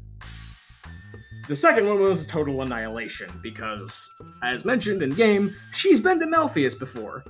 Which means that she actually, she also has met Ligier once. She actually exchanged some crafting advice, because, hey, wait, whoa, there's this old solar here in Malpheus for the first time in a long while, and is willing to kiss ass a little bit, and, like, exchange actual work tips. If there is one way to make Ligier listen to you very quickly, it is to flatter his ego, and he will absolutely give you free advice on how to do things like throw a nuclear bomb with his name, because that's just free for him. You're just doing all sorts of devastation in his name. That sounds great. That wasn't actually what Sybil wanted. Sybil just kind of wanted to learn how to make things better. That was more something that he just kind of put in her doggy bag as a surprise for later. And she never really planned on casting it until the Hecatomb. And then she did. And then Heaven saw it. Now she and Guan are going to have to leave the East. Like, all of it. For probably at least 200 or 300 years, with entirely different cover identities. So, like, when Angler sees Sybil and Guan, it is probably the last time the Heart ever sees either of them. They swap identities. Guan probably completely changes his base shape and form and name and everything, and just goes, alright, like, it's been fun, it's been real, we need to fucking leave. We are not getting caught by the cops over this. And Sybil... I don't know if they would accept it, but being the obscuring nature, or obscuring heaven nature of the boat... That no longer works. Okay, never mind. Yeah, no, like they would very gratefully accept that, and they would actually spend some dedicated time saying goodbye to Onyx in private. Onyx would accept that and actually want to be in private as well, from their own volition, to say some things as well. But yeah, they just kind of flee, and they don't say where, because it's been real. But no matter how much of a non-threat we've kind of made ourselves to Heaven, / how much we have made ourselves a deterrent to actually doing anything about us, being the first person to cast a destructive solar circle sorcery in thousands of years, we gotta go. We gotta go. And they kind of just run off into the sunset to be somebody else's major headache down the line sometime in the future. As an aside, the thing I was going with there is not like, oh, they can live on the boat. It would be, I would give them passage to wherever they are trying to go. That way, Heaven could not track them. Yeah. Yeah, they would accept. They'd be like, that is very nice, but also, number one, we would not want to get you involved, because they're going to be a lot more serious about this time, and also, we're going to be able to just fucking book it. And yeah, for them it is very much the adventure continues somewhere else. Someone is going to be discovering those 2 weird assholes. Maybe way down to the south, near Gem, and Sybil will blow up Gem, and maybe that's how Gem explodes in my game. Who knows? That's how Gem explodes. Could Sybil wear a Yaku mask? Yes, but it wouldn't do anything. She uses it as cover for her superpowers. Everybody now knows who Yakuman kind of is, so she can wear the Yaku mask and do some more extraordinary things, and nobody really questions it. Oh yeah, that's Yaku Man. Also, yes, canon. The mammoth comes with Angler. That's probably when they leave. Angler says, "I'm taking the mammoth," and they say, Oh yeah, no. Honestly, they would say we can't actually haul the Yedem all the way with us. You can keep the Yedem. You can keep the Duchess. "Done." So, back to the realm.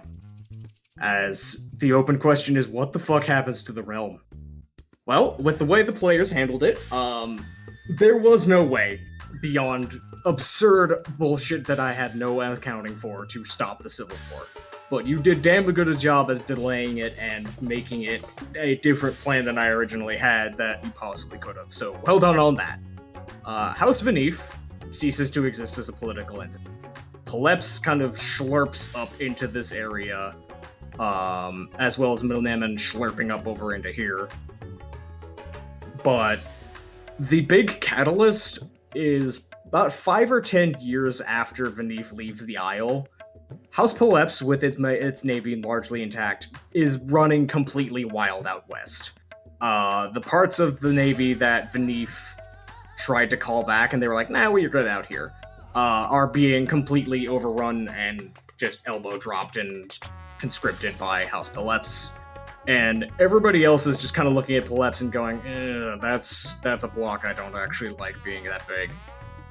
As Menemen is still moving for the throne, but detaching herself more and more from Paleps. People are opposed to kind of both of them on principle, and it is clear that, to a degree, they're not going to actually stay on the same side the whole time. It is an alliance of convenience at this point.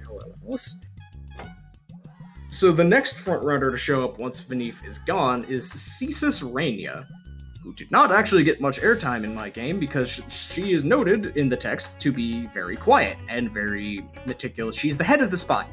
She's the head of the spy house, and one of her defining things is that she is one of the only spies in Spy House that hates corruption and does not actually like doing overtly awful, dirty tricks, which is one of her major impediments to seeking the throne, because more or less her entire house is house dirty tricks. I will still be around if I guessed on any of other Loom stuff. Don't worry, y'all. Excuse me. But Cesis Rainia begins to show up as kind of the kind of compromise candidate of like, look, no one hates you. No one is afraid of you like they are Mnemen. No one is like, we're going to be facing an entire supplicated empire like with Paleps. We could work with you as a figurehead. Regara starts giving a lot of bankrolling over to Cesis because Paleps no longer needs a bankroll and their leverage. Like, Paleps is beginning to actually pay some of their interest off on House Regara, and that fucking terrifies them. So they are immediately looking for anyone else to prop up against House Paleps. House Sinis is never going to go with House Mnemen, so the second there is a new frontrunner that is not Vanif, they're like, yeah, let's go over here immediately. The way that the block is blowing, Ladal sides with Mnemen, because they're not going to be going like on the same side as Regara and Sinis and Cesis. They are all extremely impious houses. Nellens and Tepet, having Ladal as their direct neighbor, side with Mnemen, and Kathik stays neutral for as long as they possibly could. But when it is House Cesis on the other side becoming more and more of a real thing, they're the other major military house, and if they pick their side, it is like a slaughterhouse. And honestly, if they win, they're going to gut Kathik. So they kind of side with Mnemen out of convenience, with Paleps being the nominally Mnemen aligned but very much negotiable loyalty wild card. And when the Civil War kicks off, it is a combination of several things at once. Of Mnemen going, look, okay, get out of my way, I'm getting on the throne, Vanif left the throne for me, I'm just gonna take the fucking throne. and everyone involved on the Isle who was personally invested on having Menemen never take the throne jumps. And it turns into, at first, a pretty split down the middle two-way in Menemen's favor, before Poleps goes rogue and is like, hey, what if we just say that we're our own empire, because we own almost 90% of the West, and we have the treasure fleet back, and we can basically control the water around everybody else. And that is exactly what everybody was afraid of. So it turns into this kind of desperate bidding war between Menemen and Cesis, two Pelops, of like either stay on our side or at least fuck off and ignore the two of us. And the Civil War gets kind of bloody because of that. It is not a clean two-way fight. Rhaegarra gets increasingly more desperate to prop up Cesis before getting involved actually militarily. Everyone starts defaulting on their loans to Rhaegarra. It gets really ugly. Rhaegarra starts to break out the really nasty things in their vaults. Ladal brings out their nasty things in the vaults designed to kill the nasty things in the vaults that Rhaegarra cares about. It is very much a situation where short-term, what the players did was fantastic for short-term peace and letting anybody who could read the wind get the fuck off the Isle. By empowering House Poleps, it turned it pretty bloody. But the way it shakes out eventually is that the sheer zeal and weight of numbers of Catholic, Tepet, Nellens, Ladal, Menemen, sometimes Poleps when they're being bribed, the remnants of Venif probably out of respect. And Sinis is not a military house. Rhaegarra has mercenaries, that's about it. Cesis has an espionage as their biggest asset, and Poleps is boathouse. And then a bunch of minor houses with their own interweaving designs. Eventually, it does come down to a Menemen victory after maybe 15 years. The Isle is pretty devastated. It is not destroyed, it is not obliterated, there is no unlivable territory, but it is severely, severely bled out. There are a lot of, but more or less everyone on the threshold that wants to be independent just goes ahead and leaves. And anybody who doesn't is either overthrown or goes back home or digs their feet in for the long haul. But at the end, Menemen is a much more humbled, much more small power scope, unable to project nearly as well Scarlet Empress.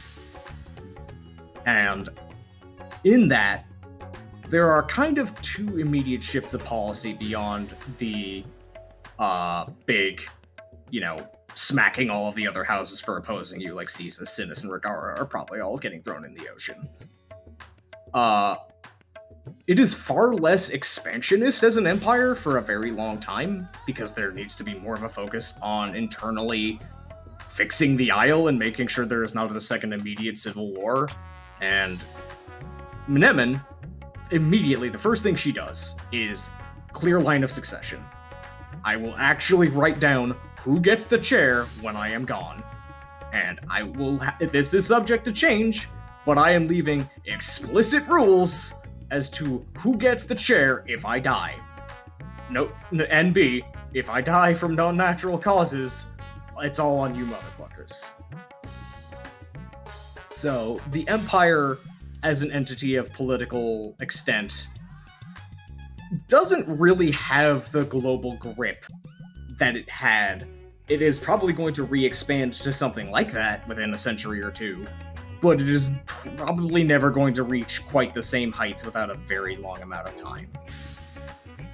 The other thing, and one that wouldn't really even be written down in the history books, but is more something that Venif and Milan would personally notice, is one thing happens in the entire Civil War that is very curious to outsiders who are not familiar with dynastic politics, and makes total sense to everyone who does.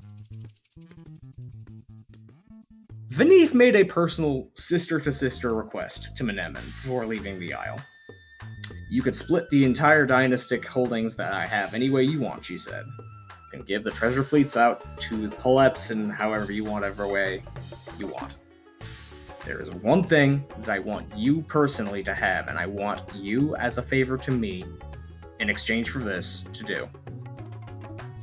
Venif gave Menemen her personal vineyards. And she wanted Menemen to make sure that no harm would come to them. Because that was Venif's personal joy. That was what Venif did before she was given the Great House. She was a vintner. That was all she really wanted to be. Was just to make wine. And the Civil War respected that. Because if there is one thing everyone in the Scarlet Empire knows about Menemen, if you fuck with somebody that Menemen considers her blood family, in like the positive way, they will never find your body. Ever. So, every year, after the war ends, there is a small shipment of the year's vintage out east to her sister as a way of saying thank you. And that is how the realm ends up, and the way that the players have influenced it is that Empress Menemen is a thing, but the Empire as a political entity is now basically constrained to the Scarlet Isle for a long time.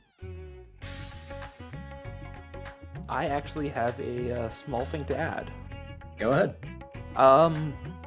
After moving out, Venif starts up a small vineyard herself once more. Yep. It never gets very big. It can easily just be run by her, maybe some close family members. But she finally got to do what she wanted to do. Yep.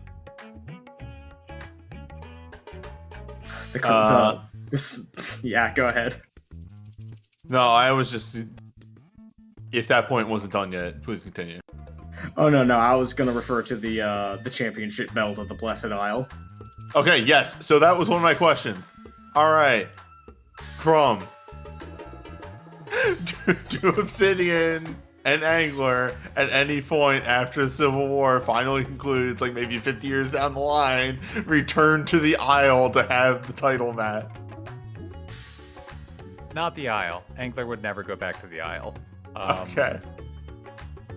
It's actually something that I really enjoyed. Is the only person who's really a prince still who hasn't given up his title is Angler, and Angler would just go neat and then never touch it. Yep. Honestly, that was a misstatement on my point, but I would say it is now the Scarlet Isle, because you can't say it's a blessed isle anymore after all of the shit that's happened on it, and it is nominally in memory of the Scarlet Empress. In practice, it's because of all the blood in the soil. You know, officially on the papers, they'll still sometimes use Blessed Isle, but Scarlet Isle is now a very common form. And yeah, if there is a wrestling match, the title is now another division holder area. Also, other follow-up? Mm-hmm. So I myself am curious. Mm-hmm. Whatever happens to Obsidian's father? He dies comatose. When you saw him in your dreams, he was dead. That was his ghost being projected. And he is in the underworld of the Blessed Isle. He is, like, in Stygia, and more or less is stuck there. He is going to have that around his neck for the rest of his life, and he is not really the kind of person who is going to be able to let go without somebody to help him, so he's probably just going to be a shade in the underworld until he dissolves. I can't believe Thorn stole the title belt of the wrestling ring. I hate to see it. Like, he had just enough awareness to try and make a tiny form of reconciliation backhandedly to Obsidian, but that was not enough to actually let go of all of the realizations that he had that were going to tether him as a ghost, and there is no way that as a ghost he would come to grips with them. Sometimes you fuck around and You gotta find out. Yeah, unless, you know, he gets his crew of his own together and marches against Thorns. Yeah,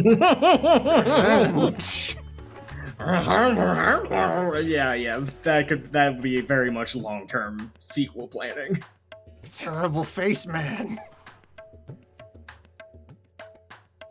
And then, I guess I'll just switch to the map of creation rather than having a map of heaven handy on my screen.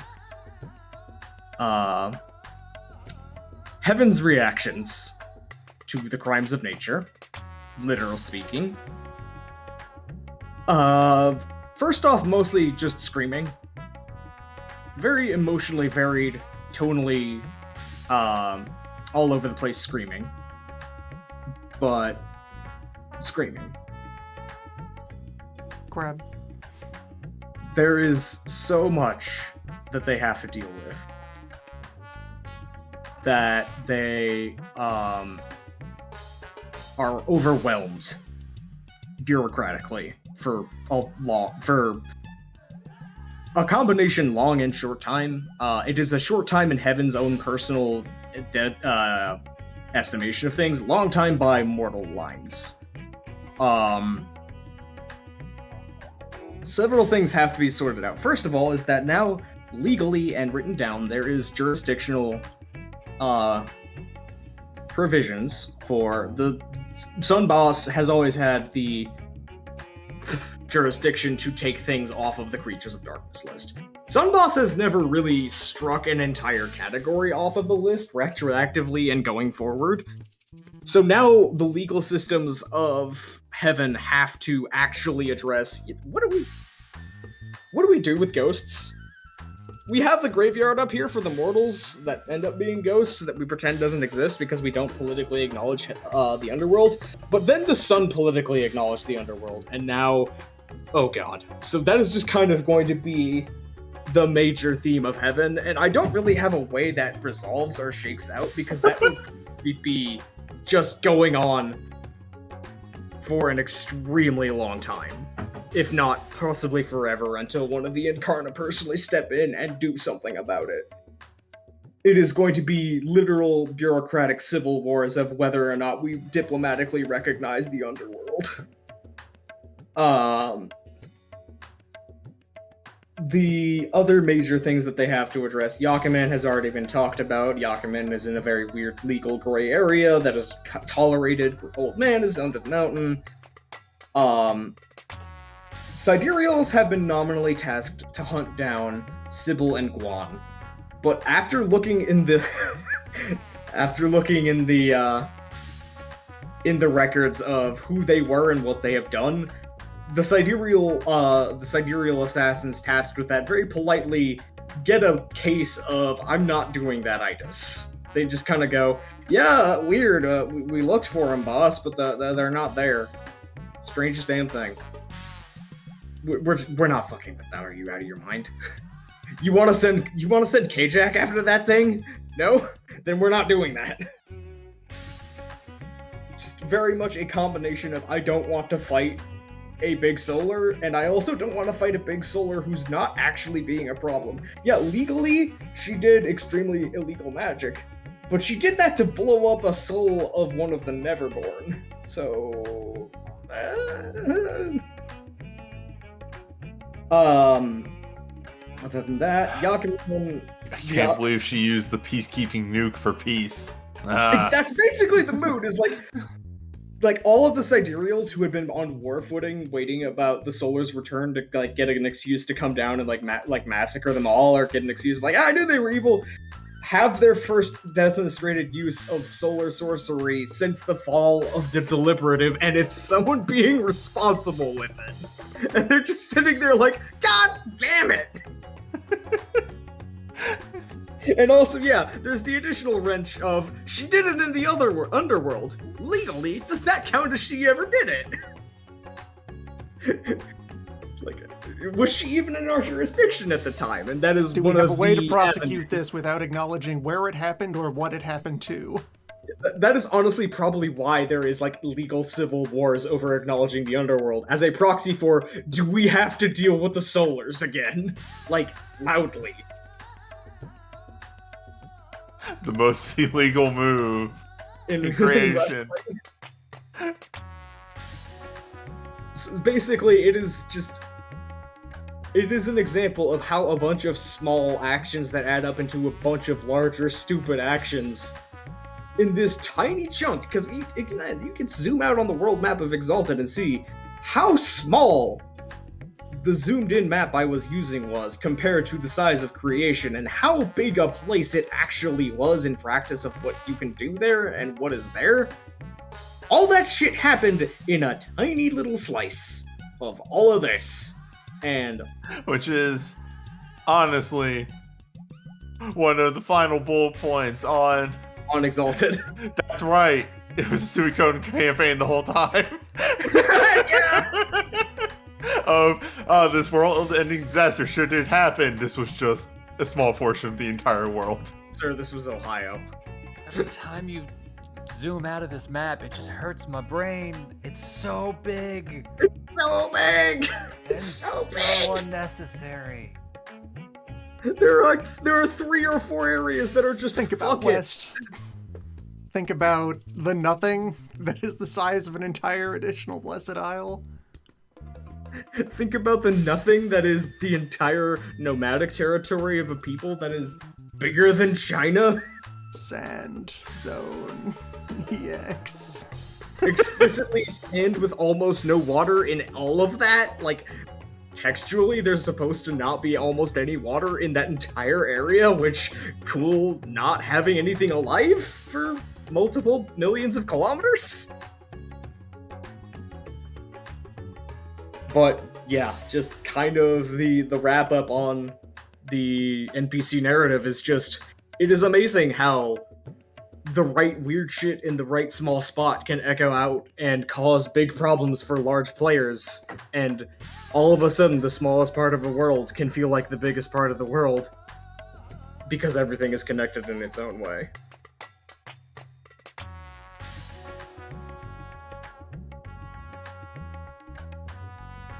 That sounds like Epilogue. Yeah, pick up that's a note. basically a wrap. Eventual Fate of Purple was not. Oh yes, that Put was forth 2 and things that I discussed. had not mentioned. So, one thing I have to contribute to that is Repose sure never got a chance to confront the Executor or, like, consciously interact with him in any way. Yeah, if you want to have that as part of your aftermath, I will absolutely give you that. Well, Repose would, in keeping with he does his best work in writing, just have left an inconspicuous unlabeled envelope in his vicinity to be, stolen by some sort of thief in the night at whatever time they feel appropriate. Just kind of giving a write-up of, okay, but do you give up? Like, all right, there are all these, just briefly playing advocate here of, okay, so you did a lot of terrible things. You did a lot of alleged terrible things, but, hey, didn't it all kind of work out in the end anyway? What if that was your master plan? How large of a prize do you think you would need to drop at the doors of heaven to get them to overlook your misdeeds? This isn't over for you. It's not over until you say it is. You're from endings. Are you done? It just kind of built into that, like, okay, if you retaliate against any of us, you're admitting defeat. You will have to hold that. If you decide that you need to take any of us out, that's a confession that you were opposed to what we accomplished as a side effect of your meddling. Which, as a mysterious agent of fate, who knows, maybe this was your 1,000-layered manifold scheme. Yeah, this is way I funnier won't than stop the you idea from that I had. taking credit for any of what happened. You have to pay your own fees, but whatever. I don't know what to do. I still don't know who you are. I don't know where your office is. I don't talk to you. I don't even go here. Yeah, the 3 NPCs actually. Flowing River, I will say very briefly. Flowing River actually, in a almost unprecedented thing for Sidereals, in recognition of, okay, you were kind of a core asset in stopping a Death Lord, you get a 5-year vacation, okay? Like, to Sidereals, 5 years of uninterrupted do whatever the hell you want and heaven will not bother you is almost unheard of. Even if it is very small in the terms of their lifespan, that is wild. So Flowing River just basically just kind of disappears off the map and just kind of has a hobby for a while. Yeah, that is the equivalent of them saying, good job, you can take the weekend off. In response for saving the world. The Executor was more or less going to have run to ground and disappeared and become a boogeyman in heaven in terms of like never showing up again and people never credibly saying that they killed him and just kind of turning into a very whispered, terrified, what if Saturn killed him? What if, like, he's never showed up again, he's never done anything yet. What if Saturn personally got off her ass and was mad enough about this to kill him in person? And it's just kind of would turn into a workplace nightmare story. And I think I will keep that, but it will also be that the letter is taken from Repose, and maybe somewhere out there. Not for any of the right reasons, and not because he's a good person in any way, and not because of any sort of remorse. Maybe there is a Ronin out there, a rogue sidereal that is desperately looking for some way to claim credit for something that will let him get into heaven and allow him to get one word out of his mouth without his head being ripped off. Maybe. Or maybe Saturn killed him. And, Crumb, you mentioned you had something for the satrap. Yeah, so probably about a year or so into being, stewing around, Angler would have realized he hasn't paid his debts to people who helped with everything that occurred, and he would spend about a month or two making a small little contraption, and he would deliver it to the satrap. And inside would be kind of like a jack-in-the-box, but inside it's more of a snake in the grass, where you don't really understand where it is until you put your hand in and it tries to bite you. Yeah. And of course, he just leaves some cryptic note on there, like, eventually it'll bite you, see what happens. And over the years, she's always kind of quick enough to never get bitten, but eventually, over time, her reflexes dull just enough that eventually she gets bit. And when she pulls her hand out, a little note comes with the snake that says, if you ever get tired of this, you always have a home nearby in the area that Angler eventually winds up, wherever that's going to be. So if she ever feels like she wants to retire from being the satrap, she's got a cabin somewhere. That's good. I will also let you know she would consider that flirting because she's House Sinus. Oh, I know. But yeah, that's... Unless there are anybody in chat who has a specific character that I did not think of, I believe that is everybody accounted for, and everything accounted for. Very early in Sam's vacation, Chief gets the gift of a water fountain driven by a tiny vertical windmill. Just circulates the water in a dish so he can drink from moving water. Or if the wind is not blowing, he can go swat the mill and forcibly circulate the water. Good. Excellent. Oh, that's a pretty fucked up story. That was a pretty fucked up story. That was a pretty heartwarming story. See the long bird. The tall bird. The Mapworm Demon is one of billions of interchangeable First Circle demons of that nature, is probably vibing in hell somewhere. Drawing shapes. Loon, what happens to Moat?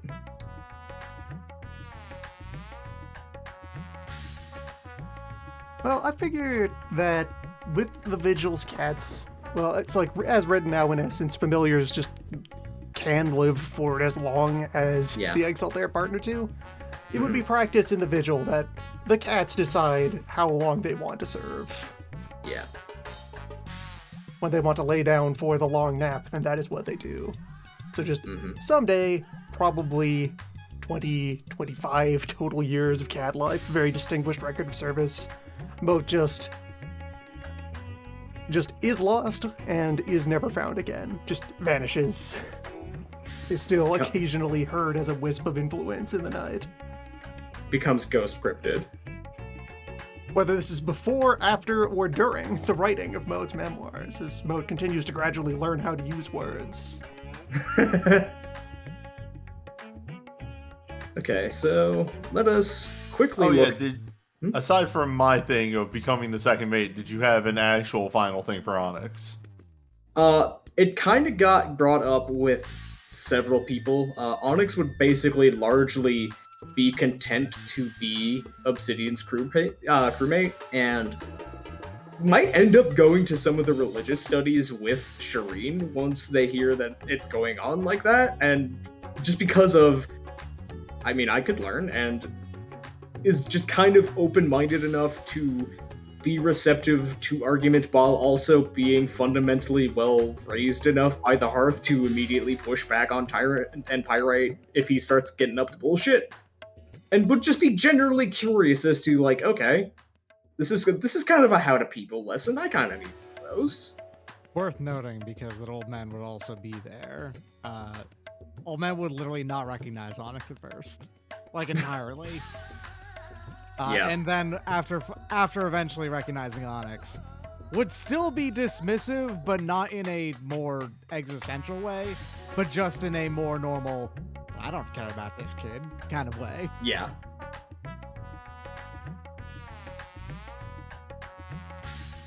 Okay, so I'm just quickly looking. There were a couple of questions for people in the Discord who may or may not have been present. Quick Yeah, okay, wait, White Wolf tradition is to call out movies, books, etc. that they wanted to capture for the vibe of the game. What does the list of inspirations look like for the players and storyteller? Obviously, the Shaw Brothers and FF14s were common points for everyone. What else was running through your minds? This was from Comment. Okay, so I actually have a very easy explanation for what Old Man's Yes! inspiration is. So, Old Man is actually like, a large amount of Old Man's backstory is worth noting in, like, his character is fully just taken from actual Taoist Celestial Iron Crutchley. Just straight up. Well, it is one it's of the 8 incredibly Taoist obvious. Immortals. Yeah, and I just decided to go with that almost entirely. Obviously, like a whole bunch of touches are from me, but that is the exact inspiration behind the character 100%. Go ahead. I was just gonna say, obviously, all right. So, I've talked about this with the XL crew, with the game crew, but I go about character development very like not oddly, but it's very different from, I guess, some of the other people here. I make a very bare bones character to begin with and develop their personality and what have you over the course of a campaign. Originally, Obsidian was just going to be an absolute himbo, just completely dumb of ass. Just did the stupidest things all the time. Until I eventually decided that what Obsidian would be ignorant and unlearned. He was built to be a war general and literally knows nothing else. So he's not expressly stupid, he just speaks his mind. Yeah, he's not dumb, he's just not educated. Exactly. Yes, Suikoden Protag was a big touch point and was mainly the big part of his backstory was part of something more like a bigger house or something. Something happened, was thrown out, has some sort of sticking point with a higher member of his original house. Yeah, that whole thing. Collects people. Personality-wise, though, what he kind of ended up being was, to go off of a different thing that I'm a fan of, he kind of started being more Hector or Ike in way that he went about stuff. In that, again, he's not stupid, and he will speak his mind as soon as he can, but he knows a lot, and he knows when not to talk.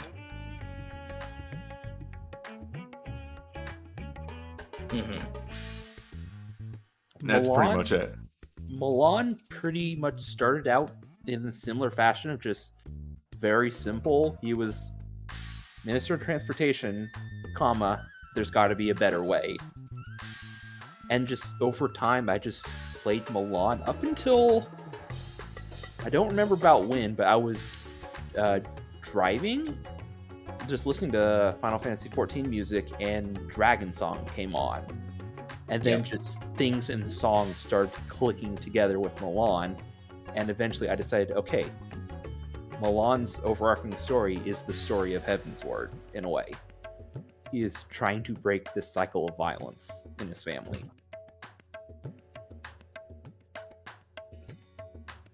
Also, I love just playing the complete dipshit character who is too many ideas for their own good.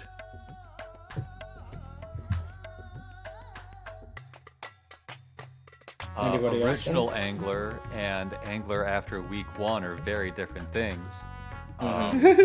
Original Angler was straight up a cop, and then between when we made session 0 and the actual session we did with everybody, things happened.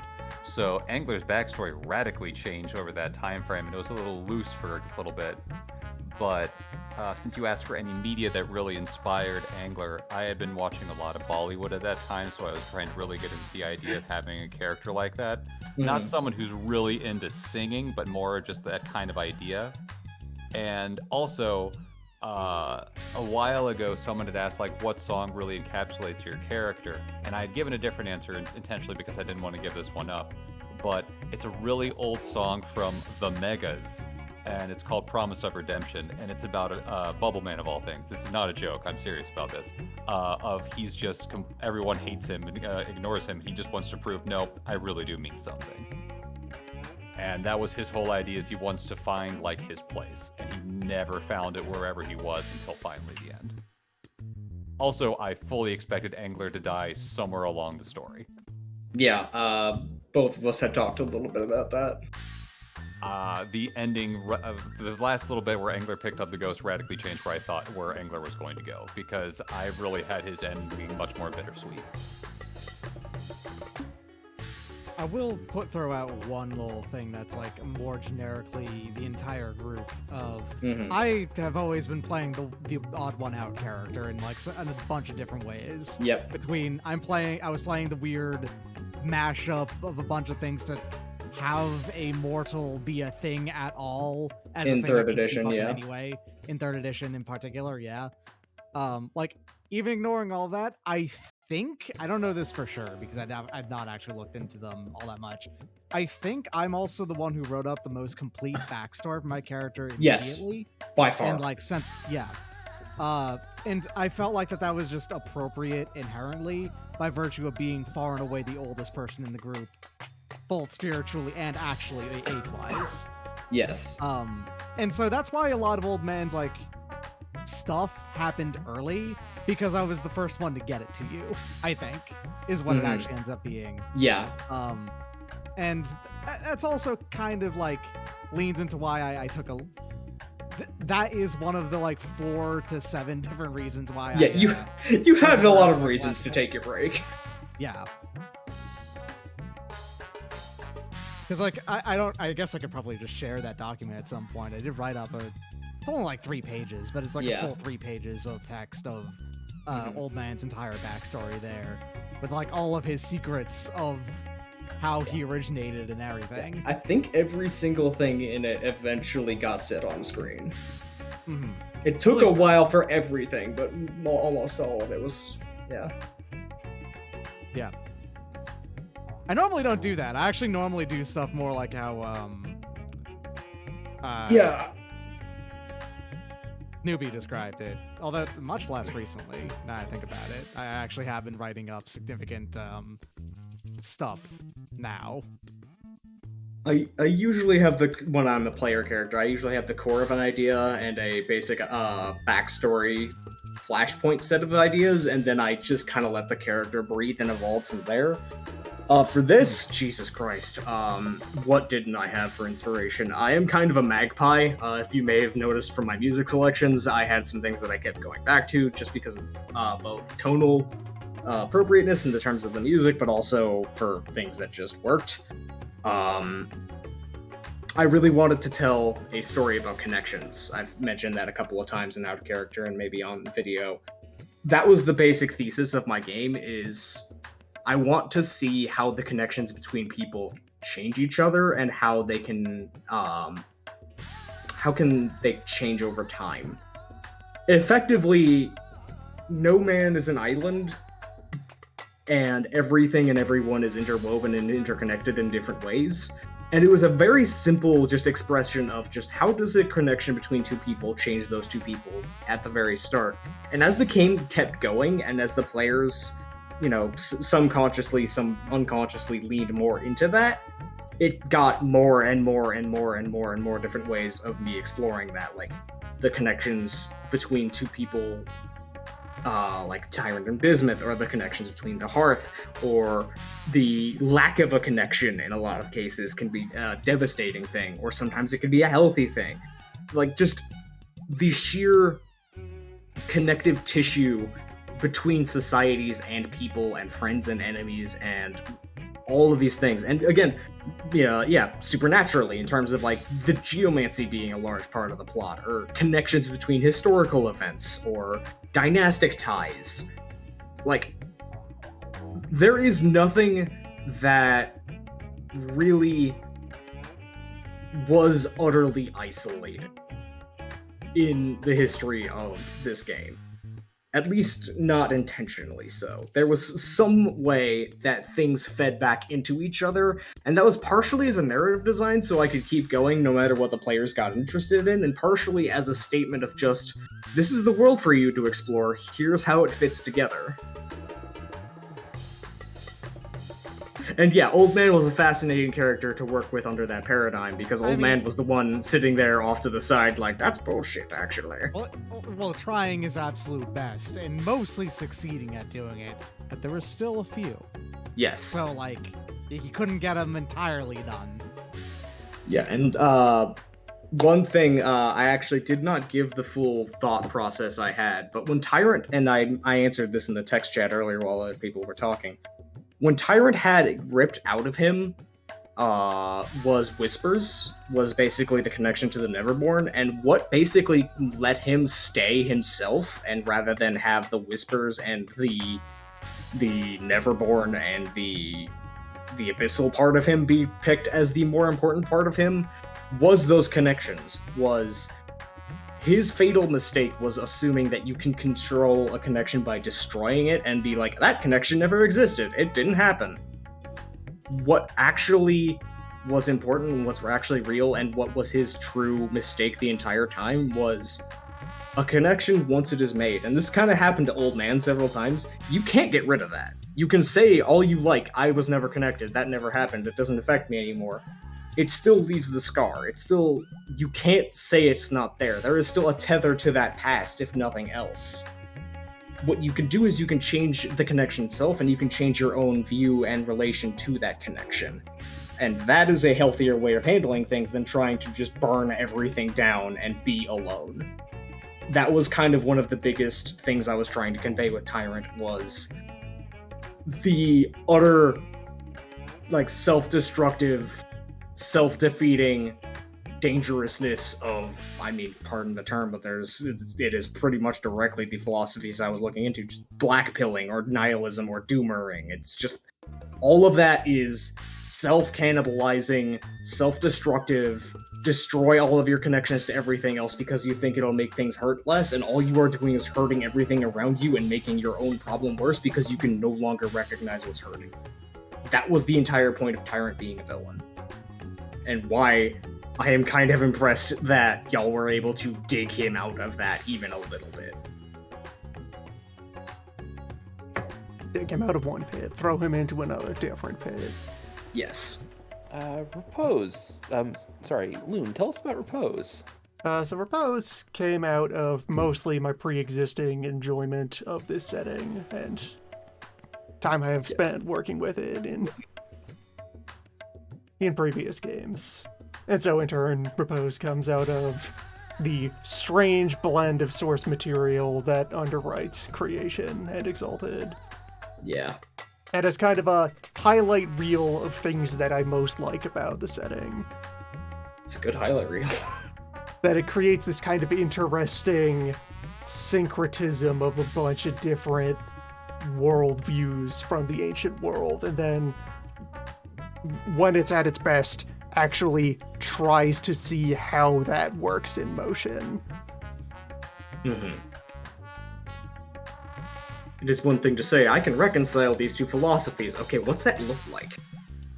And so, putting together someone who is at the most awkward crossroads possible between all of the conventional factions of the setting. someone who would be like kind of equally ostracized by every like main group that is on the list of important figures. Yeah, no ghost cult is going to be one around a sun worshipper, and no sun worshipper wants to be around ghosts. Worships the sun, but is a dragon-blooded, but also an ancestor worshiper. But just keep stringing along that he is someone who Has no place beyond his place. So that his make one. family is its own strange cryptid entity that has been looking for a place to call home. Mm-hmm. And then from out there, otherwise, most of how I played him in motion was just kind of being able to come back to, alright, what would Rock do? Think about Rock. You're his man who is Rock. Think about Rock. What is the Rock personality? And gradually building up layers of nuance upon that of Mm-hmm. how does he react to situations? Question put forth of what his thesis would be when he enters into ghostly scholardom, into theology. Repose is going to do a lot of writing about the nature of compassion and the limitations of any specific mortal being's ability to claim to comprehend another. What is the self? Yeah. What is the other? What are the bridges that exist to pass meaning between different things? He's very serious about the linguistics, the poetry, the spirit, the fundamental philosophical and spiritual anatomy of, okay, but what the fuck even is communication? This thing we're doing right now, where I make a bunch of meat noises, and then somehow Grunt and understanding squawk. moves from over here to over there? What the fuck is that? That's weird, right? I could just hoot and squawk, and you psychically understand a series of abstract concepts that we have agreed upon together. I actually do have one last thing about Old Man's character, and that's actually more about Old Man's specific character. Mm-hmm. And I wanted to play someone who was monumentally unpleasant when you first encounter and like think about him. But the more you think about him, the more it's like, I don't like it, but he has a point. Worst man you know has a point, except he's not actually all that bad, just really annoying. I think that Yes. was my favorite part of Old Man as Yes. a character. Yes, by There far. is no point, aside from in his backstory where he fucked up a fair amount, there is no point over the course of this entire game where Old Man was actually unhelpful. Yep. But he always acted like he was, as Yep. much as he could. And in fact, he often just had immediate answers to a lot of questions. Yeah. I If a just co- really wanted to make him feel like, God, I hate this motherfucker, but also I don't know why I do when I get down Yeah. to it. I just wanted to exude that energy, those vibes, and I feel like I succeeded. You super did. Yeah. You super did. Nothing he does is wrong, but I just don't like looking at him. I Weird can't old disagree man. with you, Put but him I out. still want to punch you. I do like this question. If Repose and Isaiah Clarkson and Obsidian Heath Walnut ever met, what would they speak about? Sauce. The sauce. It's gotta be the sauce. What do everyone's masks look like they got from Yakuman? Right, that was in Discord earlier. Obsidian and Heath Walnut would have almost next to nothing to talk about because Obsidian has no hobbies. And then So, like, you get in the way and take hits too? Yeah. good shit. And then they just gotta sit there silently, probably 5 minutes. It's the fucking Do you know anything about insurance? Huh? Repose's Yaku mask is an almost completely featureless, smooth stone slab that just has the very faintest hint of eyebrows on it. Ah, the White Dragon mask, I see. You have to look Milan's- very closely under the right lighting, but the lines are there. Milan's is a classical Eastern dragon style, but the mustaches are wildly exaggerated. It's the one pin. Yeah.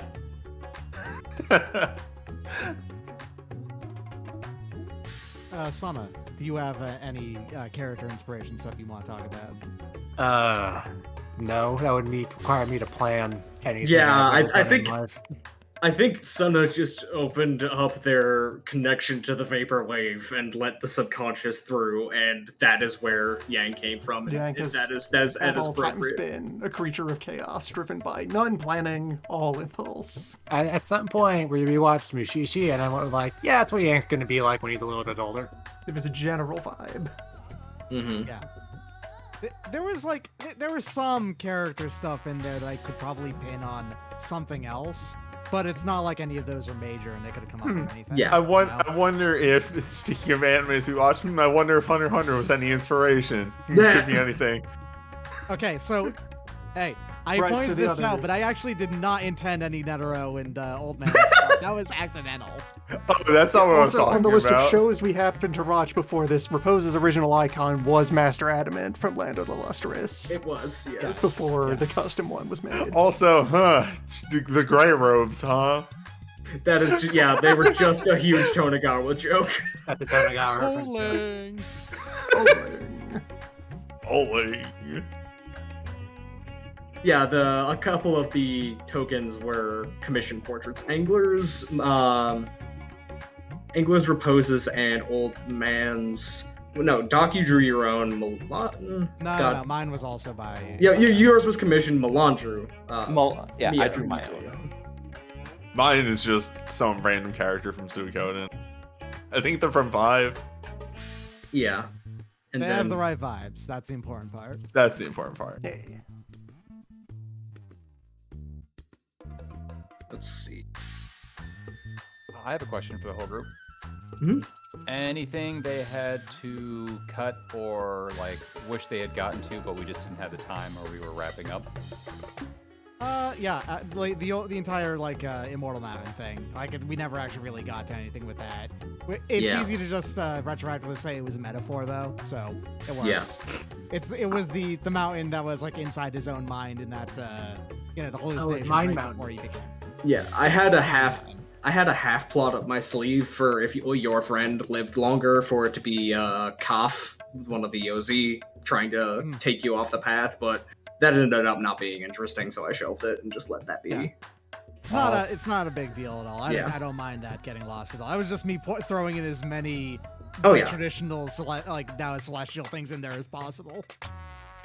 For a good Almost. long. Never actually being able to do boat combat. Because no one likes There was no place of honor there, true. There was Trust no me. good written boat combat available. If there were any mechanics to do boat combat that were not just me making shit I know. up, I really tried, man. I really sat down with the It's mechanics on my own, and I tried, and it just was never going You to let me happen. do exactly one actual war fight, so I'll take it. That war fight took me so much fucking preparation, and I still consider it pretty worth it. I came up with a lot of unused outlines for Repose sermons. I would really love For to almost- just hear those. For almost every situation that came up, like between sessions, I would, during the intervening week, think about that if it came down to Repose giving a speech, then what will he have ready to say? Now, in order to then not make the game always me monologuing at the camera, I would, anytime that anyone else had an idea, I would yield the floor. Entirely fair, but man, your monologues could be pretty good sometimes. There was also a couple of character choices that we as a group decided were not great ideas, and we decided to move in a different direction, and that I think was always a good idea. Yeah, course Yeah. corrections happened. The course corrections happened. I had a couple of NPC plot lines on the table that I took off, or I clearly saw were not being interesting, so I just shelved them or made them side things. Honestly speaking, I had a shit ton. Again, my notes document is huge and has a lot of things that were deleted, and it would be even bigger if I hadn't done that. There's not a lot I really regret cutting explicitly, because when I cut it, it was usually out of the explicit realization that it was not going to work, or because players did something that made it no longer relevant. That latter one usually was when Sona spoke, and anything happened. And beautiful things happened. Yes. Mia, did you have something? Yes, Milan's my idea for where he was going and how it was going to end was Nemen would take the throne, become a tyrant, and Milan's ending was to go take her down and destroy the Isle. And my initial thought was, okay, we start a mock battle, which is just Milan and me and Darren. We do one round of combat, and then Milan casts a level 2 sorcery, and we just leave on that. Yeah. Question, when I ever touch Exalted 3rd Edition as a system again? Maybe. With a much better understanding of its fatal flaws, I would have to go in with a big ol' ass pair of pruning shears. We already did that for Charm Gardening, but that's largely a Solar's problem. Honestly, if somebody, I would probably take Essence over 3rd Edition for anything that has been published, but I would absolutely go back for 3rd Edition for ideas from the Dragon Blood and the Lunar books. And I am actually genuinely looking forward to the Exit and Sidereal books, because they might have some pretty interesting ideas. The biggest and most fatal flaw with 3rd Edition was the combat. Hands down, no contest. It just did not work. It was balanced entirely assuming that you have far fewer players than I did, and on top of having far fewer players, that they are building very specific character shapes. You were saying... Newbie, go ahead. Mine's gonna take a minute. I will say, so two final notes, at least for now. Of A, do like to thank almost everyone for helping with character building for me. There were a number of times where I just solidly just did not know what I wanted to do. Like, as soon as we got back from the Isles, I just didn't know what I wanted to do with Obsidian anymore, because that was it. The plot that I had set up for Obsidian was done, and just kind of sat there being like, well, now what do I do? I forget what brainstorming eventually resulted in. Okay, what about the 1,000 Kingdom Alliance, or 100 Kingdom Alliance? But that was a point. The second thing is, the one thing that I really do like about Essence, and I think I've expressed this a number of times on session, or I can't recall. Man, 3rd Edition really does not let you make a support build in any way. Christ, you have to be combat and nothing else. It hates hybrid and support builds with a passion. You need to be all in on whatever you're doing in 3rd Edition, or you're terrible at it. It's not even just that. Like, all right, I'm gonna be the defensive character. Looks at my entire sheet. All right, these exact things need to happen in succession, or else I can't do anything. Yeah. You have to have this I have to literally choreograph the fight to do exactly what your sheet says to do to let you do anything, rather than I tag someone, I can do whatever I want. In essence, is a lot better. It's not even just I have to tag somebody. I literally, all right, round 1, tank stance on. Okay. Trying to play goalie in the middle of a game of Rocket Tag. Exactly.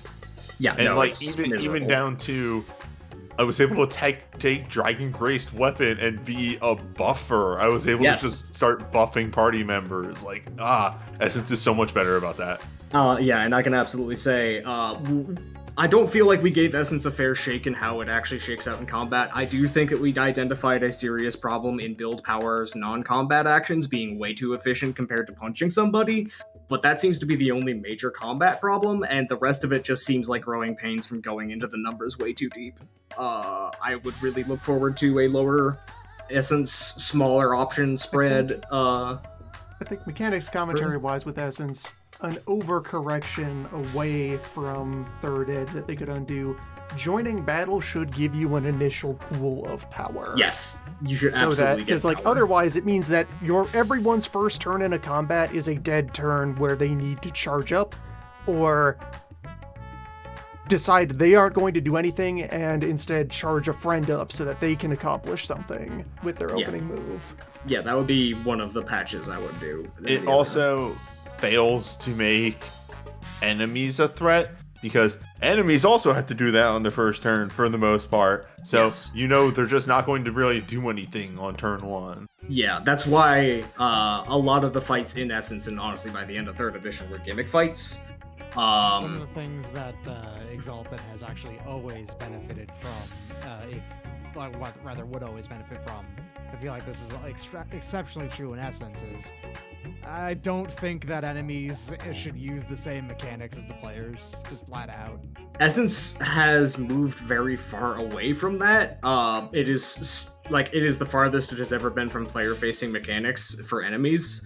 The enemy stat blocks are entirely differently formatted, and they don't use the same terms or anything. But yeah, it is Like, basic a- mechanical resolution should be different for a them. perfect example of this is, hey, what if in the final encounter, even just thematically or storytelling wise, when Weaver dropped down, he didn't have to rush Obsidian and do a withering attack. He Yep. was so mad that he ran up and generated some power. Yeah. One thing that stuck with me is when we were fighting the wood dragon, Yeah. zombie cannon. Mhm. I was not afraid of that first shot because no matter what, I could not be hurt by it. It was avoid the mechanic. He's got no power. He can't meaningfully hurt me. Going back to some other questions, because honestly I could kind of kvetch about the mechanical problems I had on both sides. Long story short, no matter how difficult it was for me to run enemy encounters in Essence, Jesus, I would take that any day over 3rd edition. 3rd edition just throws you to the wolves and gives you a bunch of pillow-fisted nonsense. Can I jump in there real quick? Go ahead. So, the joy of playing Angler in this was a lot in terms of combat, because Angler was built for a slow burn fight, and with how our party worked out, since we could cover so many problems with so many different answers, by the time Angler was ready to even start getting revved up, the battle was over. Yes. There's a lot of stuff in the game that's built on, oh, we're going to take you like 3 turns to really rev up and be fully powered, but that only works at lower essence levels. By the time we get up there, I mean, at least if you're fighting like a 5-on-5, at least a couple of the enemies are probably dead before you're at full burn, and then it's like, what's the point? Yeah, like I threw the stat block for a sensor, like for fucking Scarmione in the wild. That was an Essence 5 or 6 elemental dragon in the core book. One of the 2 most powerful stat blocks that are in the book. And they killed it. They just slaughtered it. And I was not holding back. I was not missing mechanics. It's just that badly designed. Yeah, the game just, as always, White Wolf games really want you to have a group of 5 people And it to doesn't play a work that game, way. and it has literally never worked ever. Not in one game that they've ever made. It works until you start a fight. Yes, it's fantastic until you start a fight, at which point you need to start getting creative very quickly. And that combat thing was both in the Exalted and also 3rd edition. Both sides of it is just there's too much rock attack going on. Mia hit it on the head earlier by talking about that, because one of the questions I wanted to ask the group, and I should have kept a tally of this, is I think we dealt more damage to ourselves or Yes, each other you- than you almost enemy certainly to did. us. The only time- Except for Obsidian taking a crap ton of damage, and also for Old Man eating that blast to the face. Other than that, I think we hurt ourselves more than the enemy did. In hindsight, Obsidian. it's actually fucking unbelievably funny that Old Man still almost survived that purely off of his own numbers. Yeah, out of pure non-fiat, just your Yeah. stats. Almost. There was actually Yeah. I think on average I did need those last 3 points of essence there. Yes. So because like I think I needed just one less and one more success off of that was Yeah, that's why I gave you average. that last push, is because Yeah. you almost had it. It's still to this day, and because I wanted to have fun with the fact that, hey, Obsidian's over there and he's very tanky, of like, I want to take hits. I want to actually get hurt, because that's when cool stuff happens. The only time that ever happened was the first session against her. Also, it's because Sorry, also go on. against in the duel against the father, but that was to be expected. That fight could have gone so much differently if he had rolled better initiative. He would have been a genuinely deadly threat if he had not rolled so badly on that first roll. He was a general deadly threat the whole time. No, like honestly, his entire build relied on him having a alpha strike on his first roll of initiative, which he did not get, and he was still pretty dangerous without that. Some other questions that had not been addressed yet. What is the moment that most derailed you? I can't narrow that down genuinely. There were too many. There was this one time where we played the game Exalted Crimes of Nature. I would say probably in terms of me needing to like take a walk and actually have to like, I know I had to end the session early like once or twice, and I think maybe the biggest single incident of that was mugging the Inquisitor. What a beautiful scene that was. I think that is the single biggest chunk of notes I've had to burn at once, was when you outmaneuvered Purple and mugged the Inquisitor. Ooh, from the chat. What was going to happen if Resnack's Doom track failed? You entered this out of... I answered that out of character last time. Everyone would have had to roll a integrity roll at a very high difficulty, or have the worst person they can imagine betraying them manifest in front of them trying to kill them. And having to roll to see if they could even resist that. which we had then talked about Yeah. each character individually of who that would be. I said it would have been some weird amalgamation collection of Obsidian's crew. Mm-hmm. For me, Darren presented Shirin, but I was actually sort of leaning towards Beneath. Yeah. It would have been Angler's Kids. If Darren had just said it's I said it was either Cascade or your kids was the two. if it had been Cascade, Angler probably would have paused, laughed, and said she wouldn't care, and then probably punched her and kept going. But that wouldn't have been proper for the situation. So it definitely That would be have if you had succeeded your role, kind of. Yeah. thinking. No, but if that had actually happened, I don't know what would have happened with Angler's ending, because he probably would have lost it at that point. I actually played the majority of the game with Angler being about a hair's breadth away from having a nervous breakdown. Yeah. That was a lot of what was going on, and on the aisle he had one, and on the way back he was just starting to put himself back together. So, yeah, that was fun. This campaign was a series of really powerful beings trying to catalog themselves out of the problems. I leaned into that particularly, number one, because combat was not great, and I wanted to give as many options to avoid combat as possible, because number one, combat engine not good, and number two, talking way out of violence also feels good. And two, that also just served the general themes I was going through the game of not violence bad, but violence is a tool, and often is not the tool that is the best for the situation. There are often moments where you can find another way to do something. The moment I felt the most terrified for Milan's life was Parliament. Yes, the most genuinely threatening moments for the entire crew in the game were the social combat sections, and how badly a Parliament could have gone if the heart had actually blown it. Civil War would have immediately started, and there would have been a serious threat of multiple people being executed for being traitors. That was the actual worst case scenario, was instant civil war and escaping from prison to not be executed. I'm pretty sure I sent something to Darren at the time that said, if this goes bad, Angler's going to throw Milan out of the way and just stall as long as possible and be like, you guys run, I got this. Because he fully expected he was going to die there. Yeah, no. When I warned people before Parliament, like, this is going to be extremely serious and do not fuck this up, I was being very serious. I was willing to have the entire game turn on a dime for that scene. Complimenting the pacing, thank you. I have a question from Discord. Oh, yeah? Crew goes to a burger joint. What does everyone order? And this is from Lizard Business. Milan's ordering a teriyaki pineapple burger. Obsidian gets a double baconator.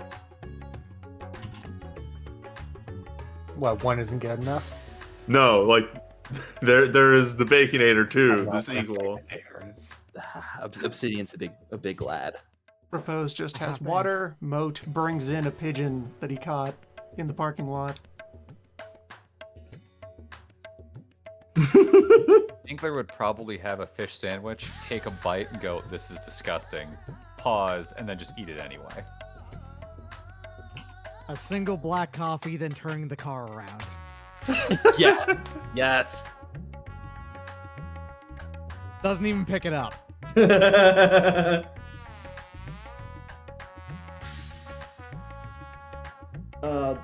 There was...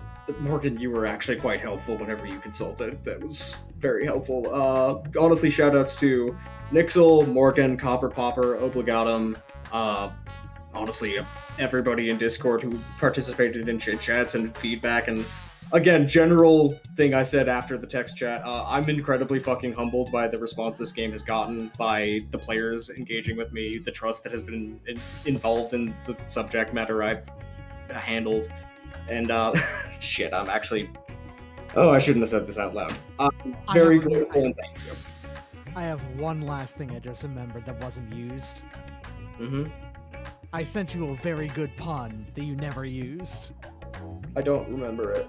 The Guild's Master, the Exalted. Fuck! Right, yes! If we had ever gotten into a sea fight, there would have been the Guild Master, Gilled, an excellent, the Deep One pirate. Yes. That wasn't anything to do with Old Man or anything.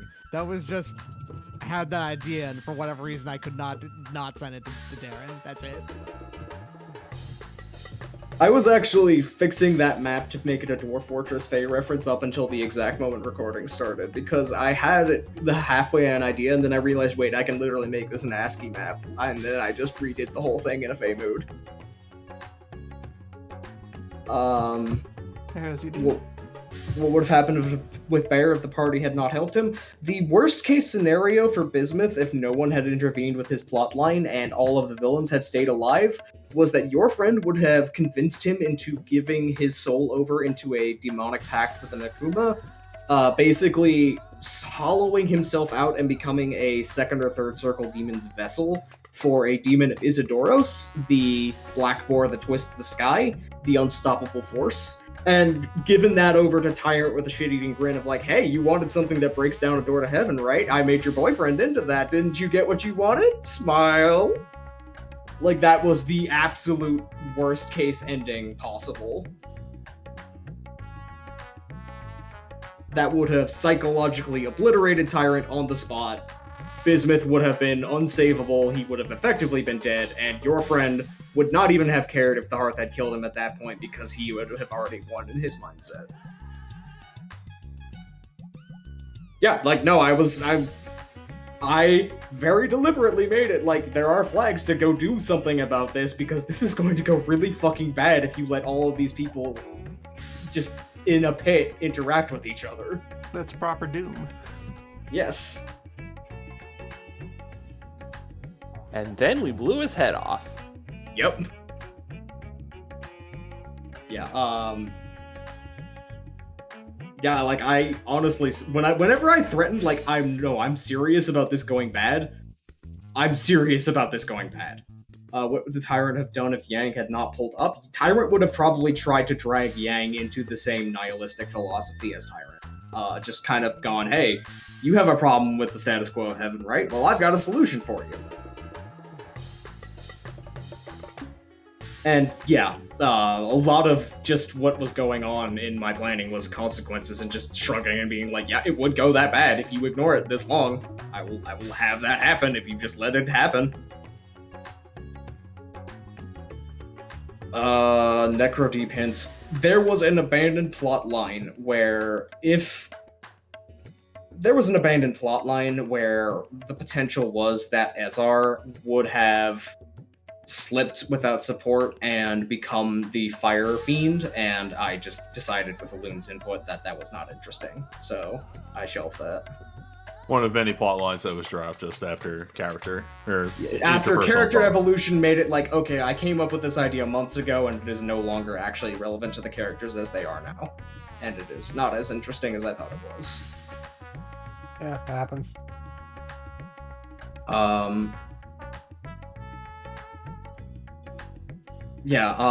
Another thought. There was one question that I want to bring up because it was interesting.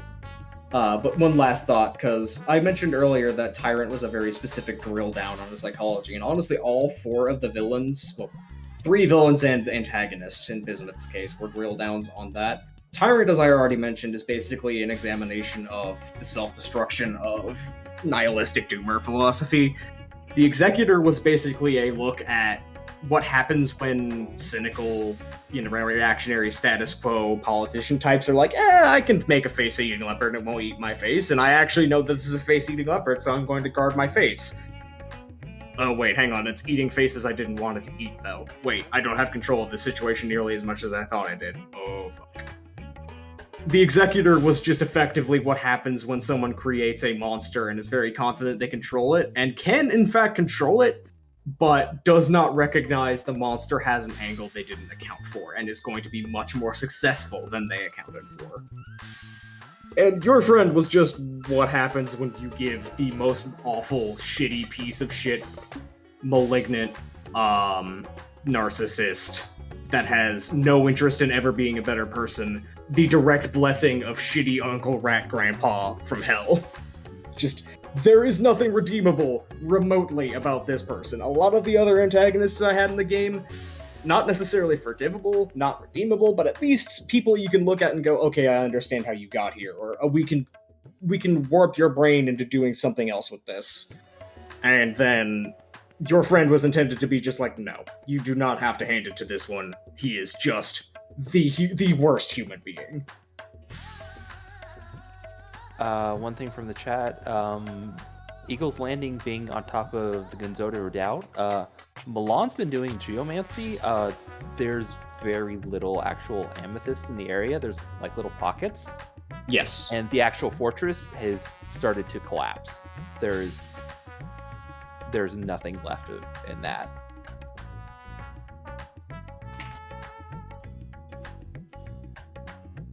Earth elementals are rushing up from the depths to seize all of this free rock. Yep. Free rock just dropped. Just smuggle it all off to obscure corners of the world where people will have to earn it by digging. Yeah, and then the last one was Bismuth, was basically an examination of he's not a villain, he is not a bad person, but he is the exact vulnerable mindset that someone who is genuinely an awful person, like your friend, or someone who has been twisted into a terrible person, like Tyrant, could get up to them and take someone from a vulnerable spot to be an awful person. And yeah, Morgan nailed exactly the difference. Rancorous Dirge was Skeletor. Your friend is an actual, very real kind of bad person.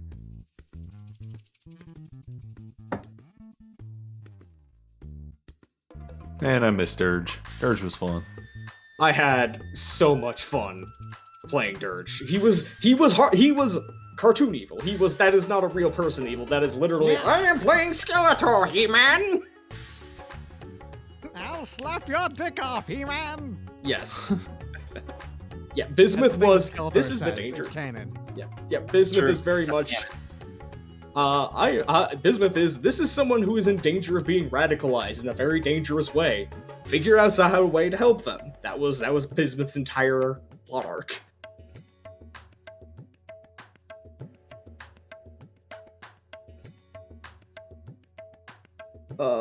And then the last question that I saw that had not been addressed was one that I find pretty funny. If the player characters, not the players, the player characters themselves could speak directly to me with one question, what would it be? Which I find pretty interesting to think about. Like, if they knew, okay, I can ask the narrator of my life one thing.